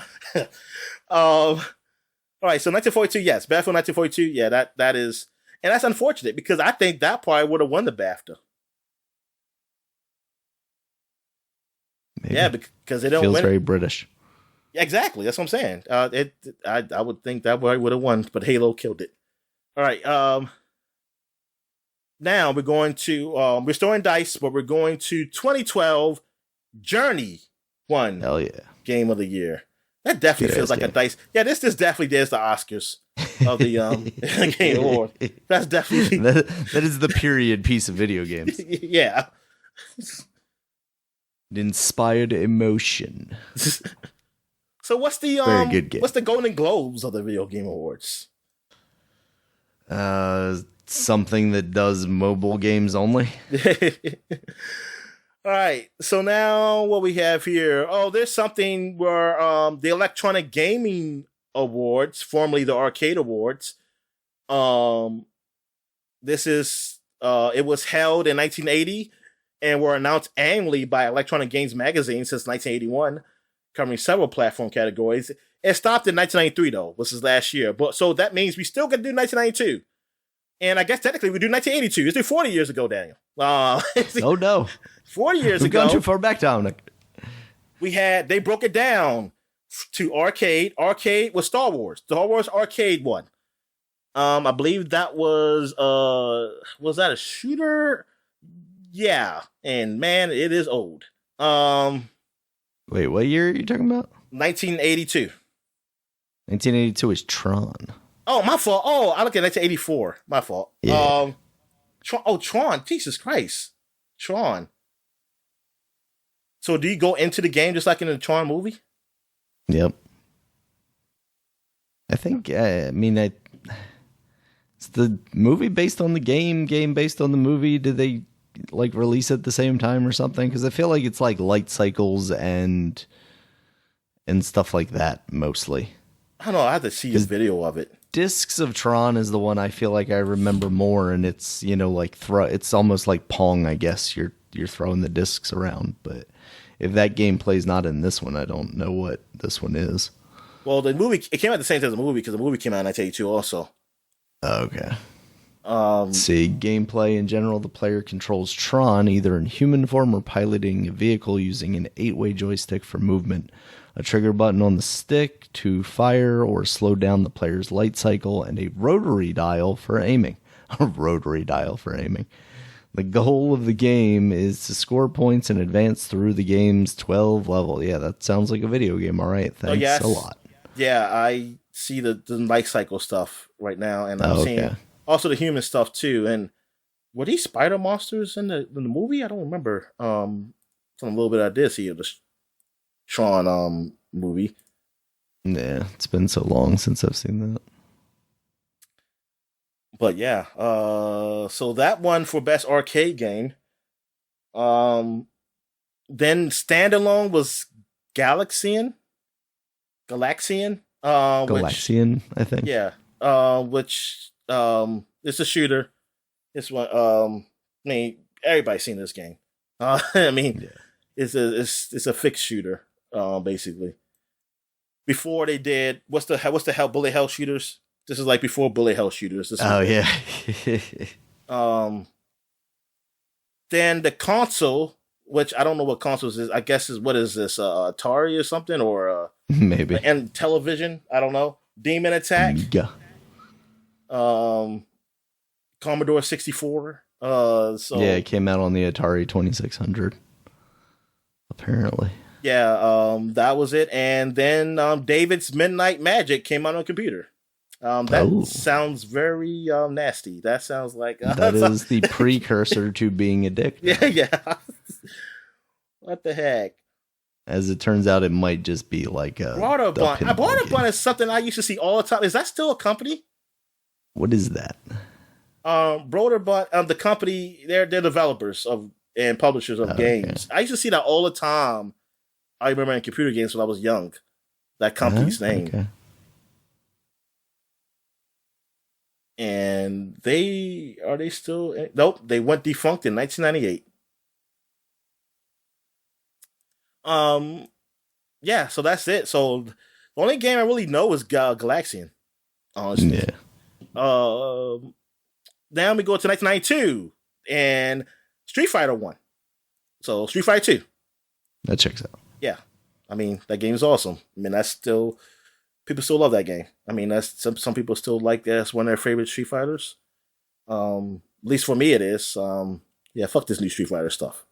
Like, fuck that. All right. So now we're going to the Famitsu Awards. And this is that publication over in Japan. This is their so they started in 1986 was their first one. So we can do they don't have one for 1992. They stopped apparently in 1991 and went to 2004. So I guess we can't do 2002 also. I don't know. I wonder why they stopped. What the hell happened? So anyway, we'll go to 2012 then, and they gave it to Animal Crossing New Leaf, which was the DS, right? 3DS game? Yes. Yeah, the 3DS that's one. New Leaf's 3DS game. Yep. So they gave it to them. Good. I don't know if that's good or bad. I don't know. I mean, Animal Crossing people do like Animal Crossing. I mean, so yeah. Like, I can't remember all the games that came in 2012 to say, like, this is wrong. But I'm going to say it's wrong anyway. Yeah. I'm just going to say it's wrong. This is the wrong probably wrong. It's probably wrong. Right. Now we're going to the Game Awards. This is the Achilles, people. And the Achilles does not go back that far. Their first year is 2014, so we can't do it. We know they gave Elden Ring for this year, though. Spoilers. So now we got the Game Developer Choice Awards. And they do go back to 2000, so we can do 2002, which is Metroid Prime. Got it. Good for Metroid. And for 2012, Journey. So that's 2 for Journey. Heck yeah. The people's game, Dominic. The Golden Joystick Awards. This is like the porn awards. Video games. And it started in 1983, so I can't go back 40 years. But I can go back 30 years. Street Fighter 2 won. So that's 2 for Street Fighter 2. And then we go 2002, Grand Theft Auto 3 won. Wait a minute. Okay, wrong choice for whoever had. I forgot where it was at.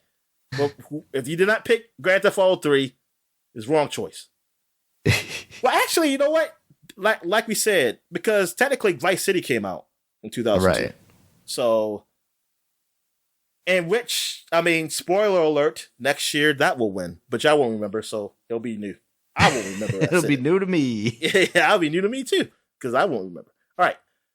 So, yeah, Grand Theft Auto 3 won. Yes, it deserved it.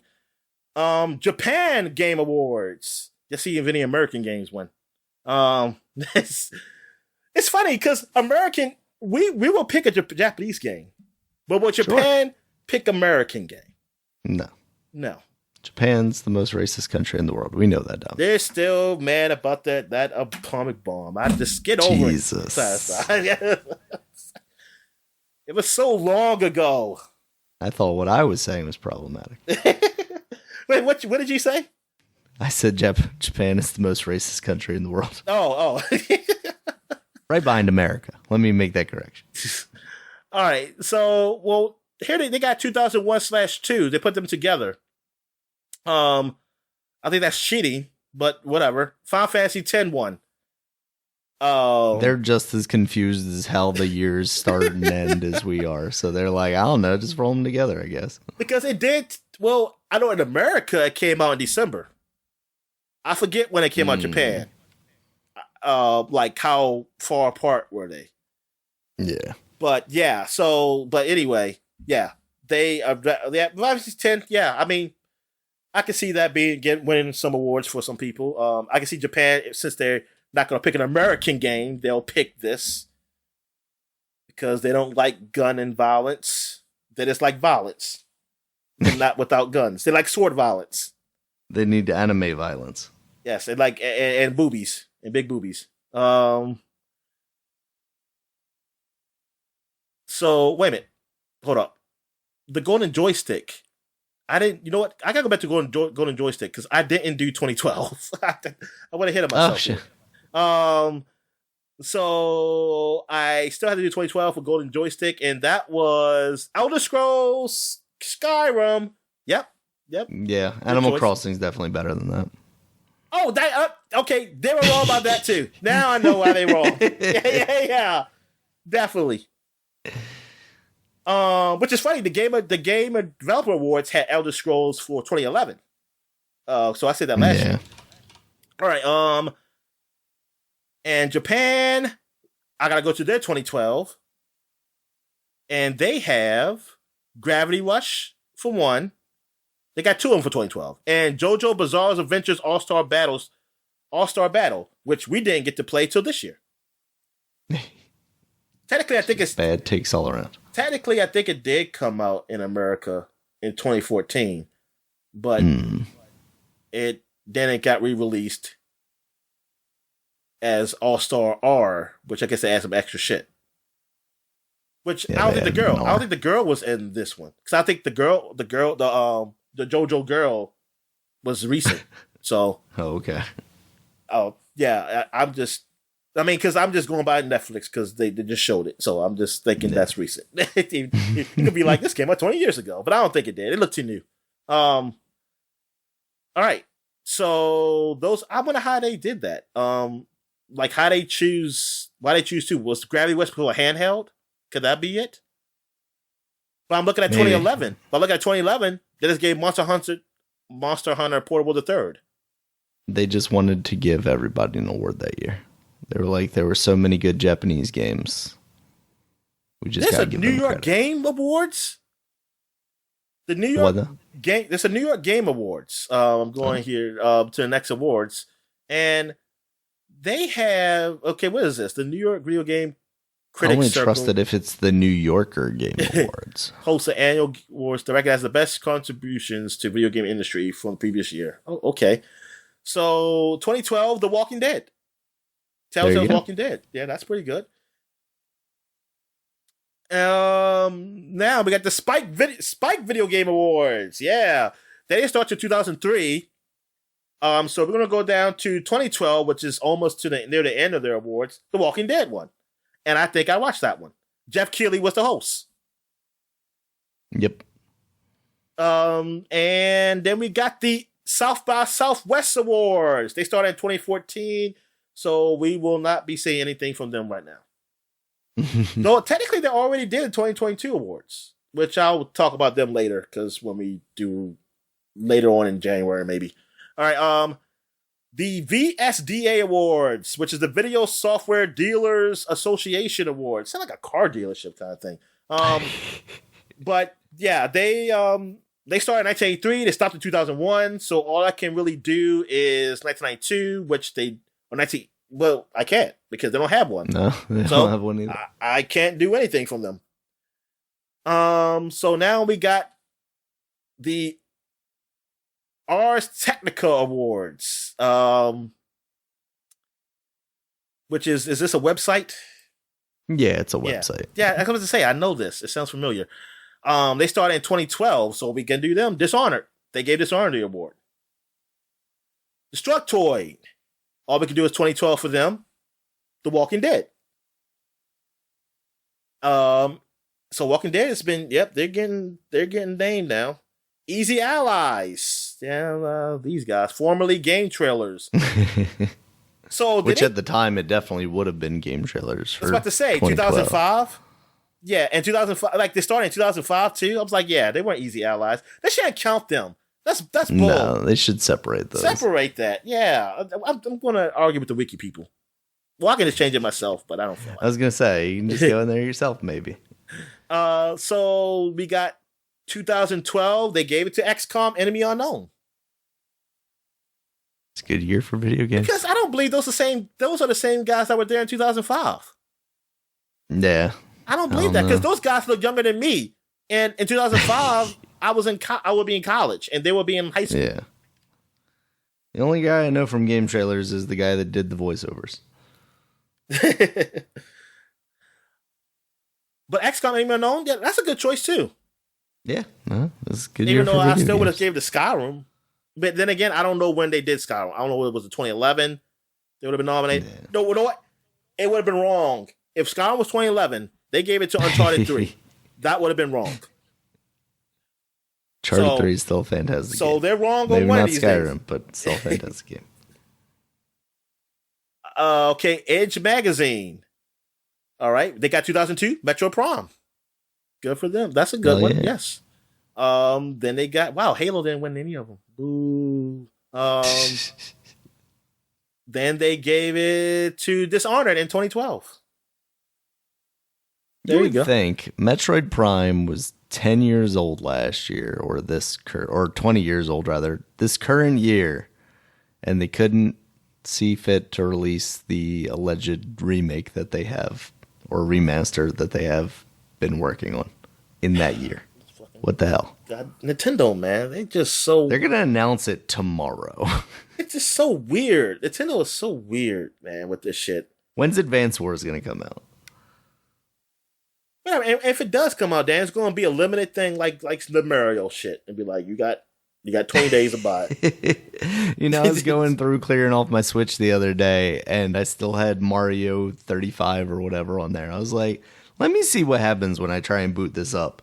And man, let me tell you, it lets you get into the game. It lets you select a mode. It lets you select a thing. And then when it finally is searching for a game, it's like, oh yeah, this thing's offline. Thanks for trying to play it. It's like, you can't just make it so it can't launch anymore. That's too much work. I guess. Assholes. They're assholes. They are. I'm going to make a game that you won't be able to play. It's like, you make some great games. You got some great content. And you just want to be like, you know what? I guess if we do what the people want, even though it will make us actually money, we won't lose money if we do it even how some people wanted it, like how they want to release their games and have a service. We'll make a whole lot of money, but it will be too powerful. We'd be afraid that the U.S. government would come after us for becoming a monopoly. We'll be too powerful. We can't. We're doing this for the good of humanity. That listen, we're taking a step back because we can destroy everyone, but we're like, no, we're just going to be a little instead, weird. We're letting you download our ROMs so that you don't have to pay us for them. It's like they're doing us a favor now. Yeah, they say we're going to be a little weird and everything, but because we know this power, we will not be control ourselves. Where I'm at here, I'm at the edge, and we said Dishonored. So now we're going to Electronic Gaming Monthly (EGM). Yep. And what we got here, we got 1992. So because they started in 1998, so they got Street Fighter 2 as their game of the year. That makes sense because it seems like Street Fighter 2 has been winning that year. And then we go to 2002, Metro Prime again. Metro Prime.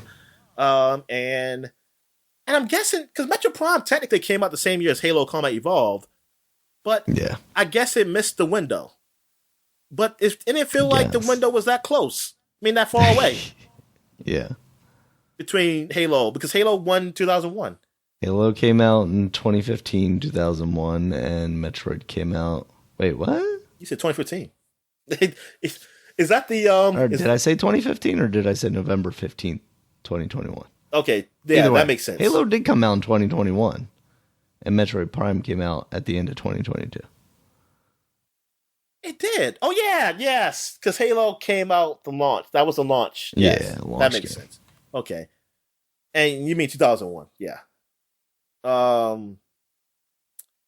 Okay, so So Metro Prime, yes, that came out a year later. Okay, yeah. So you got that. Metro Prime seems to be killing it for that year. I feel like something's missing. Oh, Vice City, right? I mean, what the fuck? We just played 3 the year before. They hating, whatever. They're hating by choosing Halo over 3 is what they're doing. That's hating. Here we go. We got Far Cry, Halo over who? Halo over GTA 3. Oh yeah, that's right. Okay, yeah. That's hating.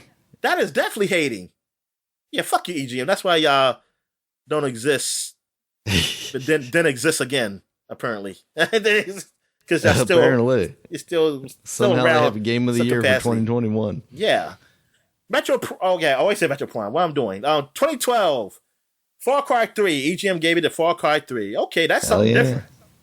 That is something different from what they had. The other people had. Who was winning 2012? Dishonored. I saw Dishonored a few times. Okay, Dishonored versus Far Cry 3. Skyrim. Well, Skyrim is in 2011 for EGM, so it made their window. Oh yeah, I see it here. So I mean, Far Cry 2 Dishonored. I mean, I think that's a toss up for me. I mean, I'm not mad at either one of those. Technically, like that's not something I would really like lose my shit over. Oh yeah, Journey was the other one that keeps showing. That's right, Journey. Yes, I'm happy. They chose the right thing then. Don't give it to that game. Let your artsy fartsy game out of here. Let me shoot some animals. Let the Oscars of the Game Awards do that shit. All right, Empire. And we can't do that one because we don't have one for 2012. They start to 2014. Entertainment Weekly. Here we go. We start 2012. Journey. Oh, you bastards. So they gave it to Terrence Journey. Howard didn't give anybody an award in 2012. Who didn't? Entertainment Weekly. Come on. I mean, they're going to go with what the Oscars would go with. That's Hollywood right there, though. Yeah. Here we go. Eurogamer. 2002. They gave it an Eco. Oh, you know they're going to do. Then I know what award they should give for 2012 then. They get us an Eco. Wow. They went another route. I mean, still artsy, though. They did Fez. So. Heck yeah. That fits with them.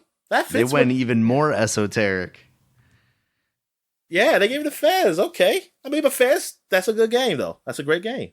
I ain't going to get too mad at that. I mean, because, hey, if they gave it an Eco for 2002, so I know, like, your taste is going to be that kind of realm. Yeah.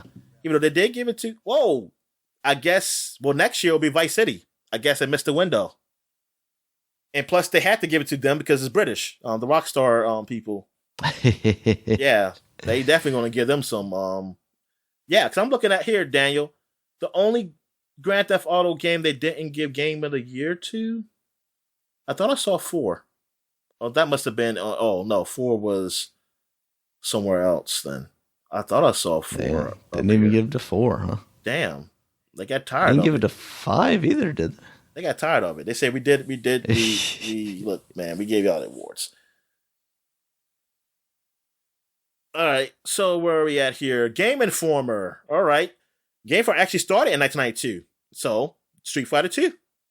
There you go. Yeah, that was a game of the year. Yeah, Street Fighter 2 is like that was a game of the year in 1992. Think about that. A fighting game was game of the year. That's wild. I mean, that's why I always felt weird when they got to the PlayStation, probably PlayStation 2, but I want to say not even PlayStation 2, maybe Xbox 360 and PS3 days. When I saw like how Street Fighter and them how they were selling, and like they sold a lot, but compared to some of these other games, I was thinking like I thought fighting games were bigger, and I was like I thought they would be like some of the top selling games of all time. They used to be when arcades ruled the days. Yeah, I think and you wanted to take home a version of that. So like as much as Street Fighter is famous, it's not the best selling. It's not even the best selling fighting game. And I always found that weird. I was finding weird, like, but everybody keeps saying, "Are these fighting tournaments?" The Street Fighter. I was like, the Mortal Kombat sells more than that.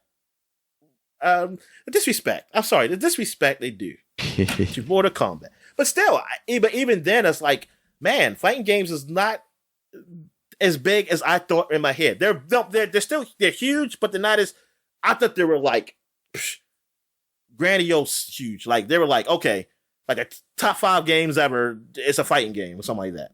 But I was totally fucking wrong on that. It just felt like it was so much bigger when I was younger. All right, so now we're going to 2002. Grand Theft Auto Vice City 1 for Game Informer. I remember that. And 2012, Mass Effect 3. Yay! Oh! All these people were wrong then.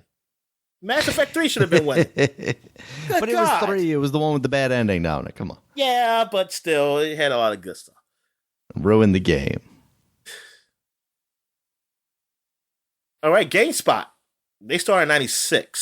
So we're going to 2002. Metroid Prime Yeah, see, Metro Primes really went in 2002. Yeah. People were not trying to give love to Vice City as they should.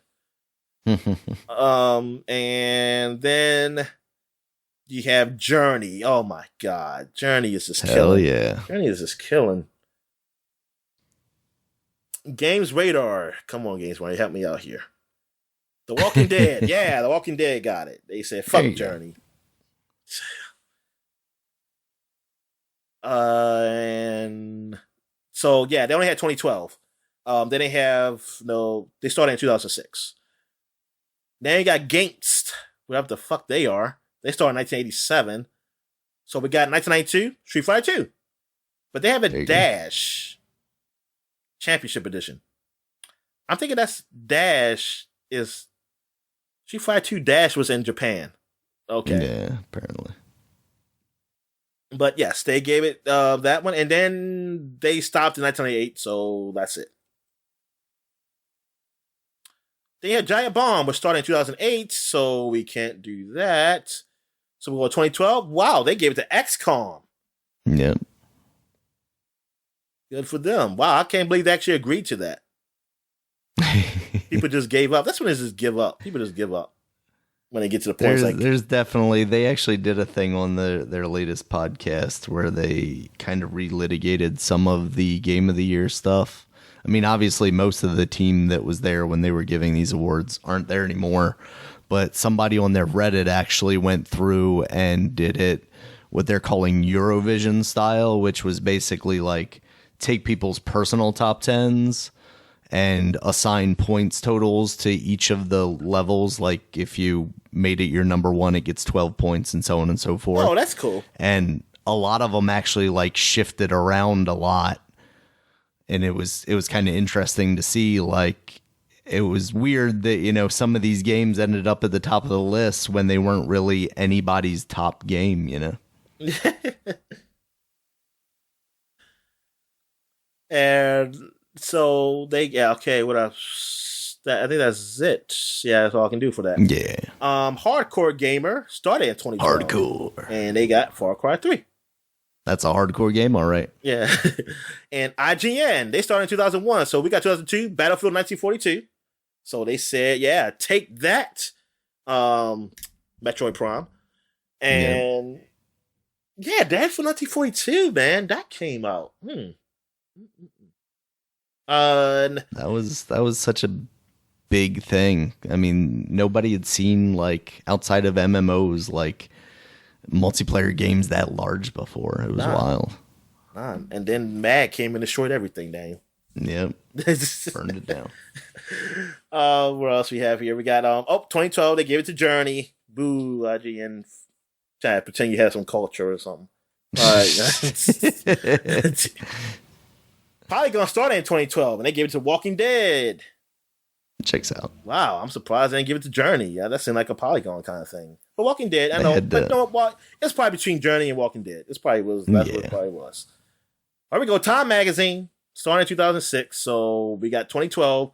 Wow, they went Guild Wars 2. Did not see that. Like they're probably the only ones that did that. Jesus. All right. US Gamer. What they got here? Oh, we can't do them. They didn't Nothing start for us. Yes. Yahoo! Here we go. They started in 2007, so we got 2012. The Walking Dead.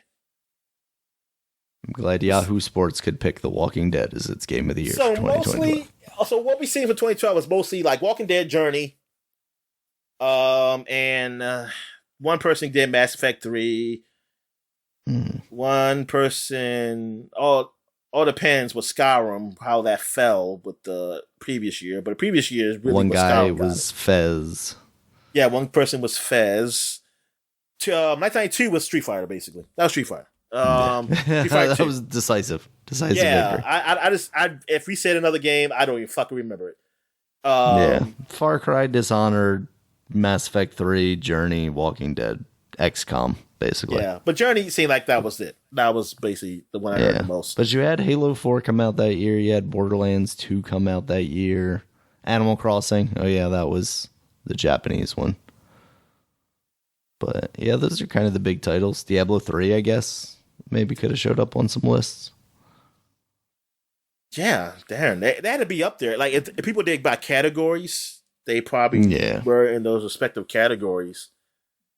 So what was the other one? 2002? 2002 was Metroid Prime that won. Yeah. Mostly we were saying that. What was the other one for 2002? Vice City 1942, Battlefield 1942, Neverwinter Nights. I'm like, when did Wind Waker come out? Because they're listing this as 2002. Because it came out at the end of the year. Remember? Okay, we had in Japan, December. That's what it was. Because remember we said that the last podcast, that was the anniversary. Yeah, we did. Yeah, because it doesn't come out. But it doesn't count until it comes to America. March. Yeah, exactly. It doesn't count until it comes out to America. And plus, they probably missed the window in Japan also because it was so late.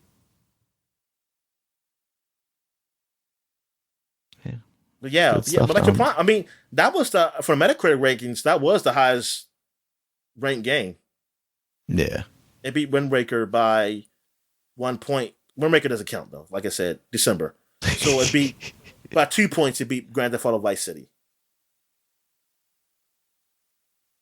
You did have Matt in 2003. Why do I put that for Game of the Year? That got like a 95 on Metacritic. You got Tony Hawk's Pro Skater 4. That was a 94. Virtual Fighter 4. That was, I remember hearing that was great. That was big, yeah.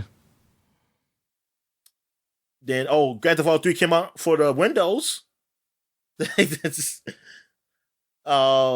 Warcraft 3. Warcraft 3 came out. Damn. Tom Clancy's Splinter Cell. Tony Hawk for the Xbox came out. 3. NFL 2K 3. Super Mario Sunshine. Metroid Fusion. Eternal Darkness. You got Tiger Woods. You got Time Splitters 2. Medal of Honor Allied Assault came out too in 2002, Daniel. You got Resident Evil for the GameCube came out. Of course, we said Neverwinter Nights. Panzer Dragoon Orta for the Xbox came out. Ratchet and Clank came out.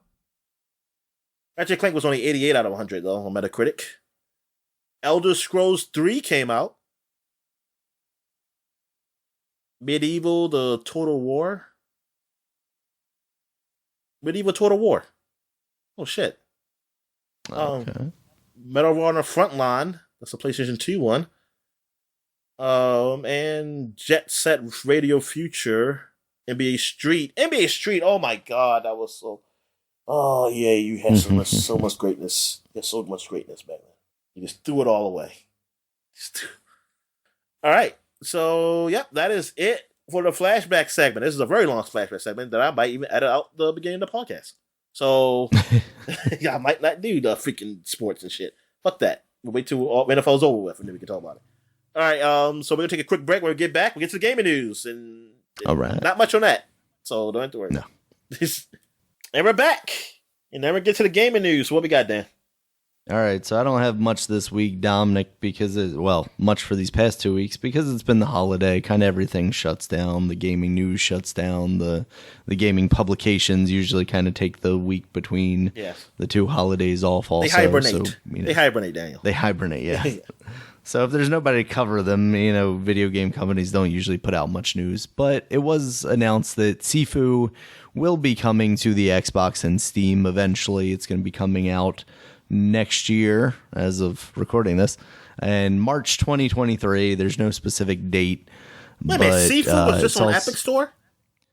Yeah, so on PC it's Epic Store exclusive, and then right now it's only on PlayStation and just recently released. And I should know that because Switch. I played on PC, but I didn't know it was only on Epic Store. Yeah, Epic Store only.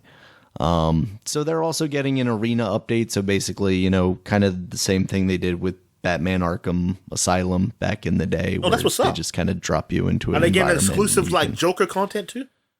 No, there's no Batman related stuff, unfortunately. Oh yes, there is. If you do the mods, stop. But that's true though. True, yes. But it's not.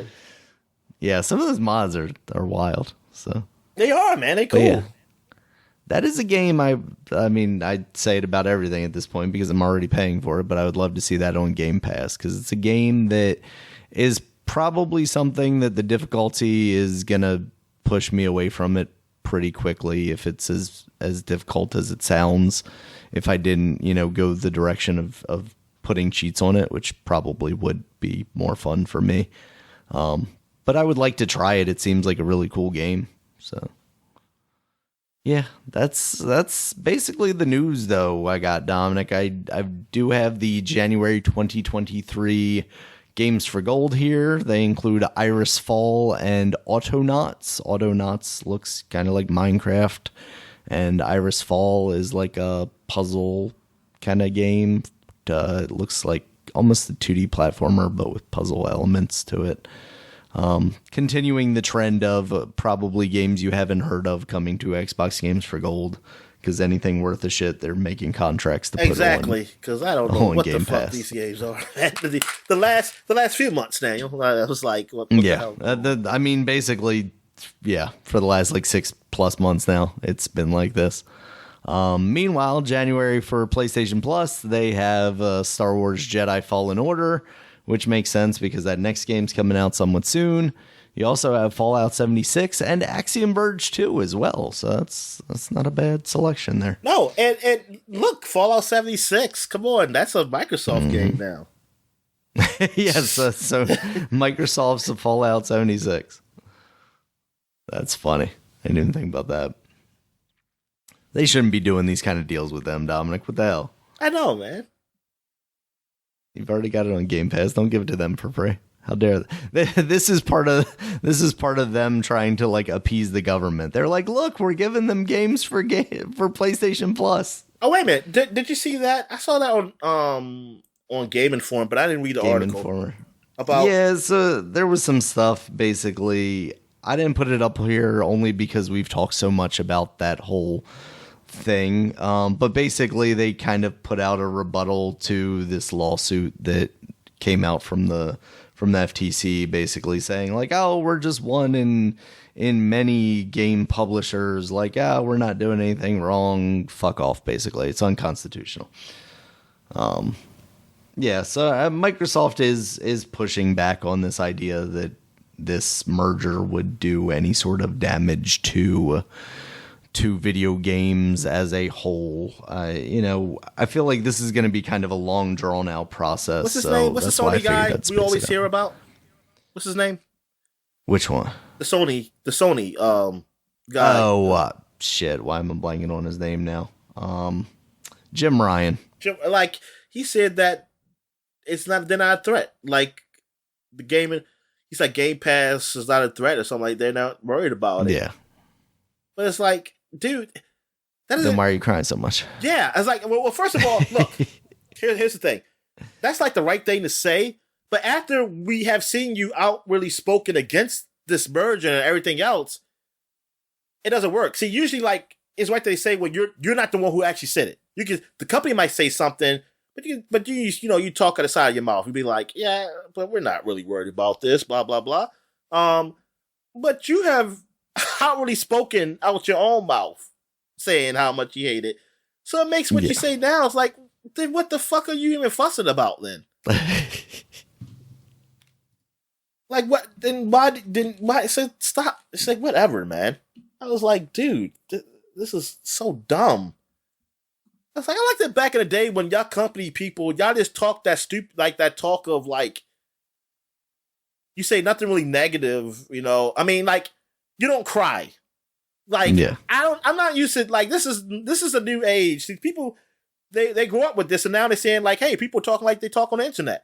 I didn't grow up like this. So I didn't grow up like what's hearing, like, the big talk, either execs or something, like, crying over shit. Like, they talk very robotic. They say, like, politicians, basically. Yeah. Every word is manicured. They don't want to offend anybody, whether it's the customer or their competition. Yeah.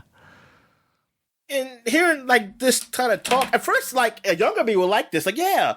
Now I'm older, it's like it just seems so juvenile. That's to a point where because then you say shit like this, it's like so contradicting. It's like yo, what the fuck are you talking about, dude? You would just be crying like a little bitch over this merger and shit when you feel like y'all, if y'all so much in the control and in the lead, you would never have been worried about it. And I'm not saying you're not. I mean, but you are worried because you want to stay in the lead, and that's fine. But I don't need to hear you bitch about it. Yeah.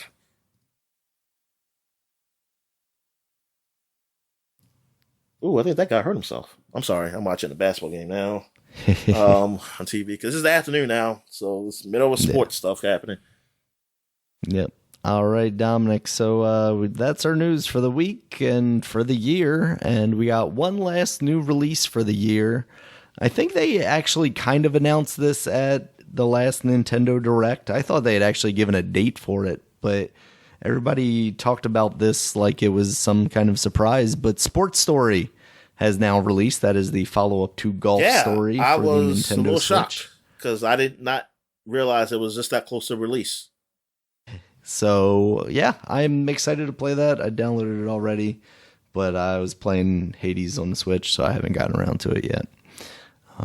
But yeah, I'm excited to give that a try. I have not seen any reviews or anything for it because, again, like all the publications, it feels like are on vacation right now, so nobody's really given hot takes on it yet. Like, all these people should be, like, anti-religious and shit like that. Man, get the hell out there and start it, write their damn review. Like no, y'all celebrate Christmas or Hanukkah or any other thing. Yeah. I mean, I just recently and played all y'all that do is play games. So game. don't say like, I need a break. You don't need a break for shit. You just play games. Hey, now, come on. It's their job. Stop it down. Anything can be a job if you try hard enough or are forced to do something hard enough. So, yeah. Whatever. I'm not giving that excuse. excuse. I ain't letting them get away with that excuse, Daniel. I ain't getting nobody game. You play free games, that excuse. Unless you're making the game. I ain't give you that excuse. The work in games journalism is having to deal with all the comments. Or you'll be forced to play like some bad game, like Alien Colonial Marines or something like that. That's the only way. Exactly. Yep. Randy Pitchford gave us the money. This has got to be the cover story. We gotta play through this game 7 times. Make like me being forced to play Elden Ring or something like that. That'll be mine. Y'all gave it a year, it'd be my nightmare. It's like, oh my god. Well, I got bad news for you, Dominic. I just downloaded Elden Ring through Steam. You gotta play that on NVIDIA. Is that part of NVIDIA? I don't know. Probably not. Bandai seems like the kind of company that wouldn't be on board. Yeah, that's right. It is Bandai. I don't think I've noticed any Bandai Namco game. Yeah. So, I don't know. I still don't know the PlayStation stream though. Like, what games can I stream on PC for PS5? That's a good question. Yeah, because I don't know if you can just stream the games that you own or something like that. Unless it's just remote play don't count. Oh yeah, there is remote play, but yeah, you have to own a PS5 to be able to do that, right? Yeah. So, let's see. On demand for PlayStation Now. You're just going to be able to give me a list here somewhere. I feel like probably not because that's... I know. That I remember I did. I stopped real quick when I saw it. Oh, here we go. All games A to Z. But can I select a console? No, I can't select a console. Choose your next adventure from the huge library of PS4, PS5 games. All right, well, we'll just go to E and see if Elden Ring is on here, and it is, of course, not. So, cannot stream Elden Ring. Sorry, Dominic. Why do I care to stream Elden Ring? Because I'm going to have to play that game with cheats. Ain't no way in fucking hell I'm playing that game normal. Ghost of Tsushima is on there. I think part of PlayStation Plus. Huh. I didn't realize that was on PlayStation Plus. Now, I'm curious. Are you playing the best version of that game?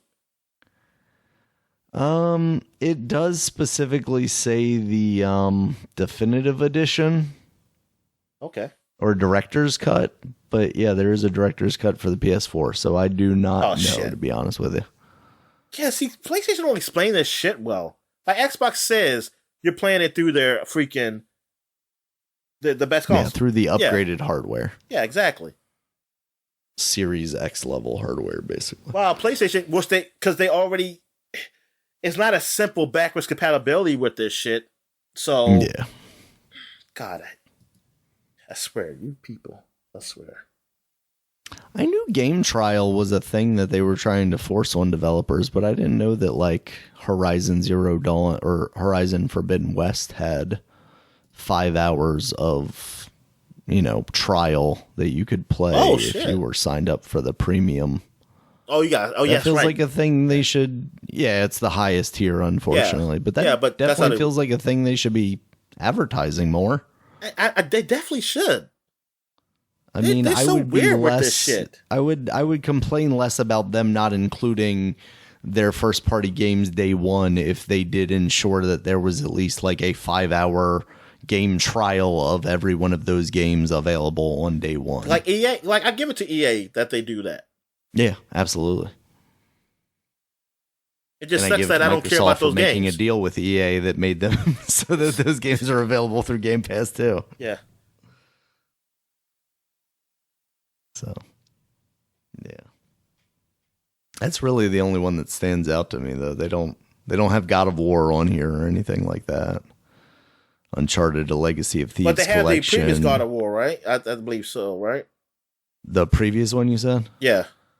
But I'm pretty sure.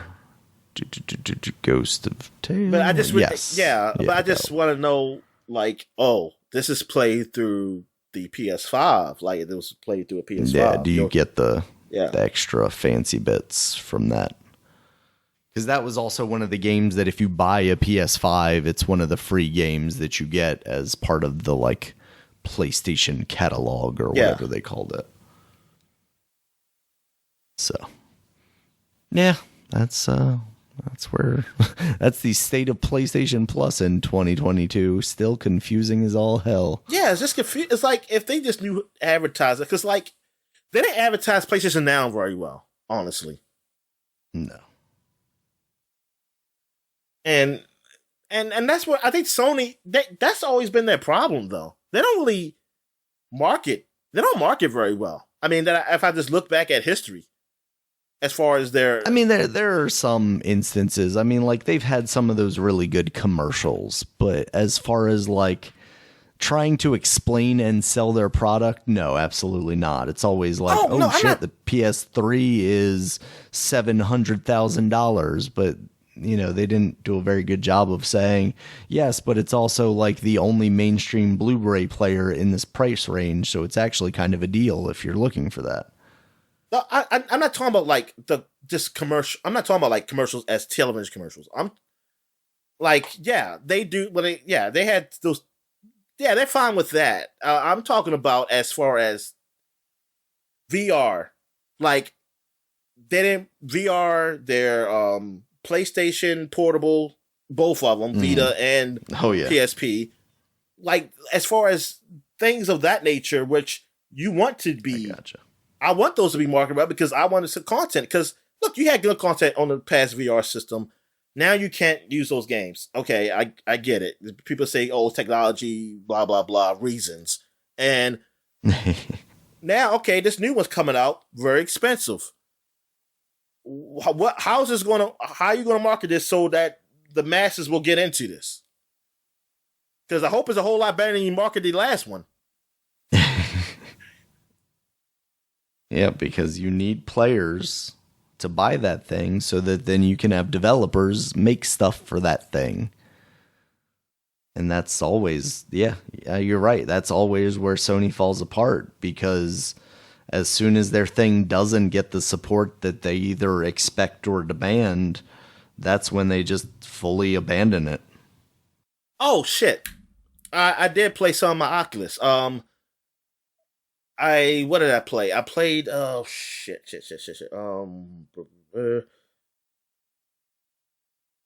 Oh, I just played some more Robo Recall. Like I didn't. I mean, I played some new levels though. I played some new levels. I fought a big boss that it scared me because how big he is and he kept getting close. Even though I know he couldn't do nothing, it just felt menacing. I was like, oh my god. So now I know that you know what. Like when I see these movies when they have like these big giant monsters come in front of people, I know that I will be shitting my pants and crying, probably crying if that really happened in real life. I don't know how these people can just be like, even when they be scared, like when like the Transformers, when the big Transformers get in front of those people and stuff, I would probably die before they even touch heart attack, me. straight up. Yeah, I was like, oh shit, giant robot is like that. I was like, ain't no way in hell I will survive. I see something that's scary and huge. Yeah. Or like Godzilla, like Godzilla. If there really was a Godzilla run, oh my goodness, I'll be dead because I would just shit myself to death.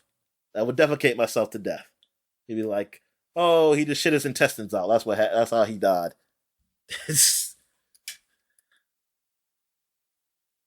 Well, it was something. Oh yeah, because I'm thinking about getting another game on the Oculus. I was looking at the game that's similar to Left 4 Dead, but I think I might get that Bone. Boneworks. Boneworks one, yeah. I think I might get that because that's a lot of people are really loving that, and then it says like some good mods you can download for it too. I'm thinking about getting that. I think I might get Boneworks, and it's a sale. Which you know what? Oh fuck, I need to really get on that because it might be going way soon because the New Year's happening. Yeah. So yeah, I'd probably looking towards that. But I was looking at Among Us. I was looking at even the but it ain't go on sale. The one that's supposed to be the one you said was what's it called? What's it supposed to be like Fortnite? On air. Fortnite. It's supposed to be like a Fortnite type of game. Oh, shoot! I forgot what it's called, but that Population One. Yeah, that wasn't on sale, but there is a game that does have it and it's free to play. So I was like, oh, well then fuck that Population One. Then I'm going to play this one. Shit. Yeah. And yeah, I think I might get that. And now since because we had our living room done because we had guests and stuff over the last few weeks. Mm-hmm. Now I can finally move it out the way so I can have space to roll around and stuff. Have you tried, and I'm looking to see if there's actually something available for the Quest or if it's just stuff like PC VR. Like emulators inside VR where it's like, oh, basically like this 90s ass room and you can play emulators on the virtual TVs inside the games. Nah, I don't know if there is something like that, tell me, because I never seen. The only thing I played I did. Oh yeah, I forgot to mention. This is actually months, but I forget. I tried that Mario VR. That was pretty freaky.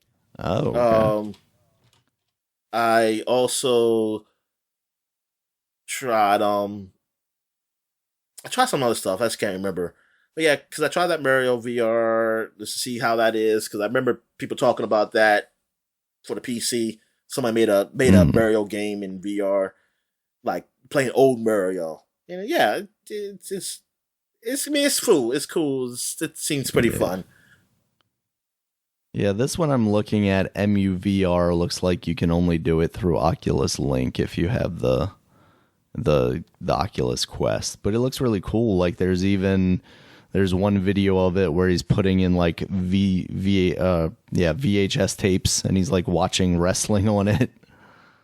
And I guess you could probably just load whatever video file you wanted. And I mean, you can already do that with like the movie theater apps or whatever that you have. But there's one where he's playing Duck Hunt with the... I did watch something. I didn't finish it though. The Walk with Gordon Levitt. What's that one? Joseph Gordon-Levitt, when he's walking on that tightrope. Oh, okay. On the Twin Towers. That is really well done. And I'm just surprised how it wasn't really talked about. Well, maybe it was, and I just wasn't in the space. But it just seemed like, I mean, I saw the reviews and they were pretty okay.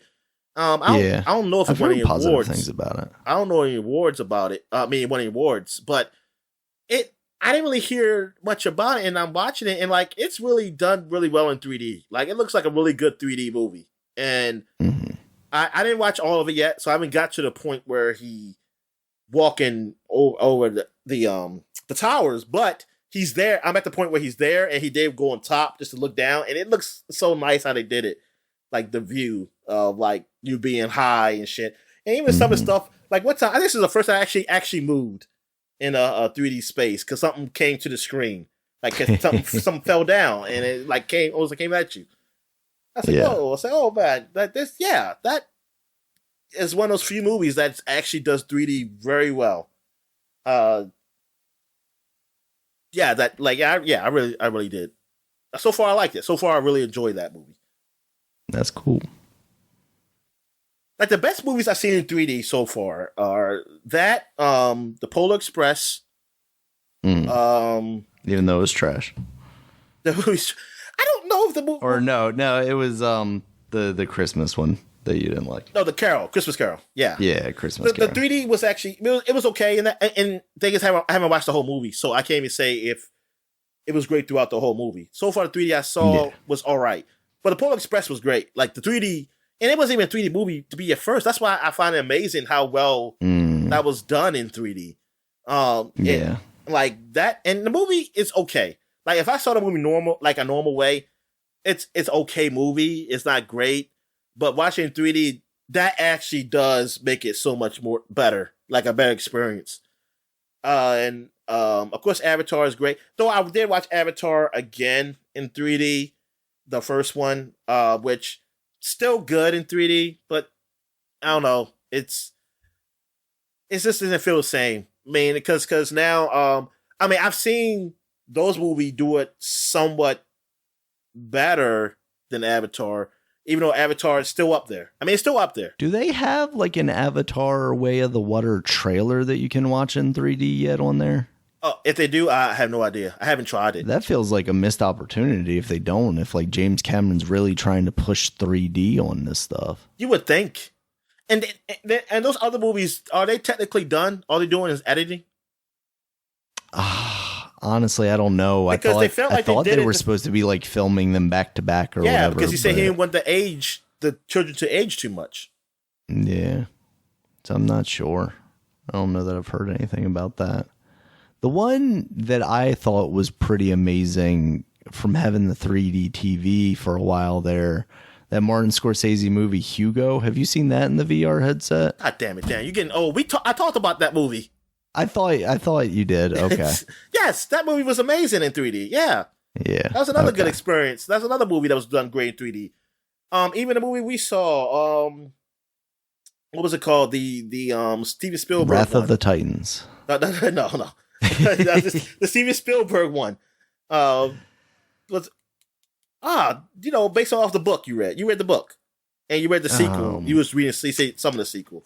What's it called? Ready Player One. Yeah, that looked pretty. That was pretty good in 3D. It wasn't great. Now it wasn't as great as those movies I said before. But for a movie, I don't even know it was even done in 3D. I want to say no, but. If it was, I mean, it was okay. But if it wasn't, good job that what they did to it. It was all right. I mean, I like the 3D in that. Gotcha. But yeah, like the early Marvel ones. So that's the only ones I watched so far in 3D right now. They were just there just to get the money. Like Thor and Captain America. I haven't finished watching Captain America yet, but yeah, they were just there to get the money. I never watched Avengers 1 in 3D, so I'm curious what that looks like in 3D. Yeah, and I didn't see none of the Star Wars in 3D either, so I actually no. Did I see the first Star Wars in 3D? I mean, that's first one as in the first new ones. What's it called? The Fallen Hope. What's it called? What is it called? Shit. Force Awakens. Yes, that's the one. I don't know. I don't remember if I saw. I think I did see that in 3D, and I thought that was okay. But the other two I didn't see. Well, actually, I didn't see the last movie in the theaters. Rian Johnson killed it for me.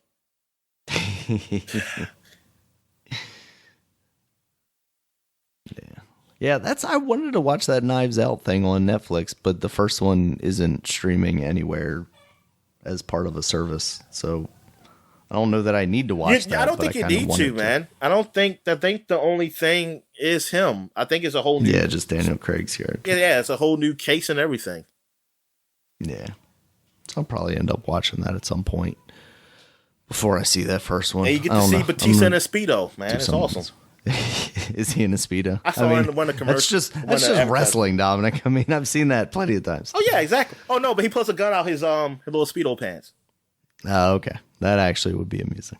I was thinking like, oh, that's his junk. And that's, oh, no, it's just his gun. Is that a gun in there? You're happy to see me. It's just a gun, as it turns out. Yeah.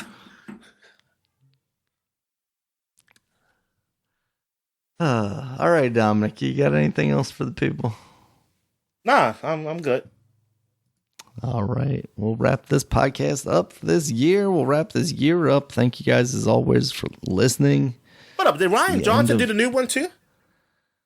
Yeah, I think so. Okay. Yeah, I'm pretty. Yeah, he definitely did, because I saw videos of him on set with Batista. I liked 3 of the 4 Rian Johnson movies I've seen.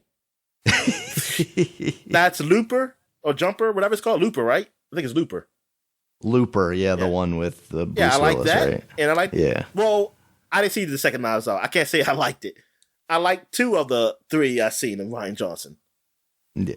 I can't think of. Did he do any other movie? Is he the one that did Brick with Joseph Gordon-Levitt? Yeah, he did Brick. That was the movie he did before Looper. I've never seen it. I have seen it. I've seen parts of it, at least. It's supposed to be like a noir kind of thing, but takes place in like a high school or a college or something like that. Now, here's the thing with The Walk. Joseph Gordon-Levitt is not very good. Is he not good? Because I don't know. Yeah, I don't know. because I don't know his ski does a French accent, and does he? Listen. I can never tell if something's bad. A bad accent, because y'all just sound weird to me. So I was like, I don't know if they're doing a bad accent. You gotta tell me. Sure. Sure. So he may be doing a very bad accent, or a very good one, or it might be a very good accent. Yeah, okay. Yeah, because I didn't hate like people were talking about Leonardo DiCaprio doing a South African, and I was like, oh, he don't sound like Leonardo DiCaprio, so I was like, what the fuck if I know? Sounds like Elon Musk to me. I don't know. Hell, I never really heard Elon Musk talk a lot, honestly. So yeah. I didn't even know he was a South African. I didn't know he was from South Africa until I don't know when. Maybe you might have told me. Until this very moment. I'm finding this out right now. This is brand new information. All right, back to it, Dominic. Thank you guys as always for listening. It's another year in the books for the podcast. You can find us on Twitter. Dominic is at DStalworth5. I'm at Regulus MB. The podcast is at Supapod, SUPAPOD. Supapod.com is the website. You can check us out there. As all of our podcasts, as well as links to all the places you can find us, including YouTube, where there's a video version of this podcast, as well as iTunes, Stitcher, Google Podcasts, Spotify, and all the places that you listen to audio podcasts. And until next time and next year, guys, we'll talk to you later. Yes, Happy New Year. Have a good one. Happy New Year.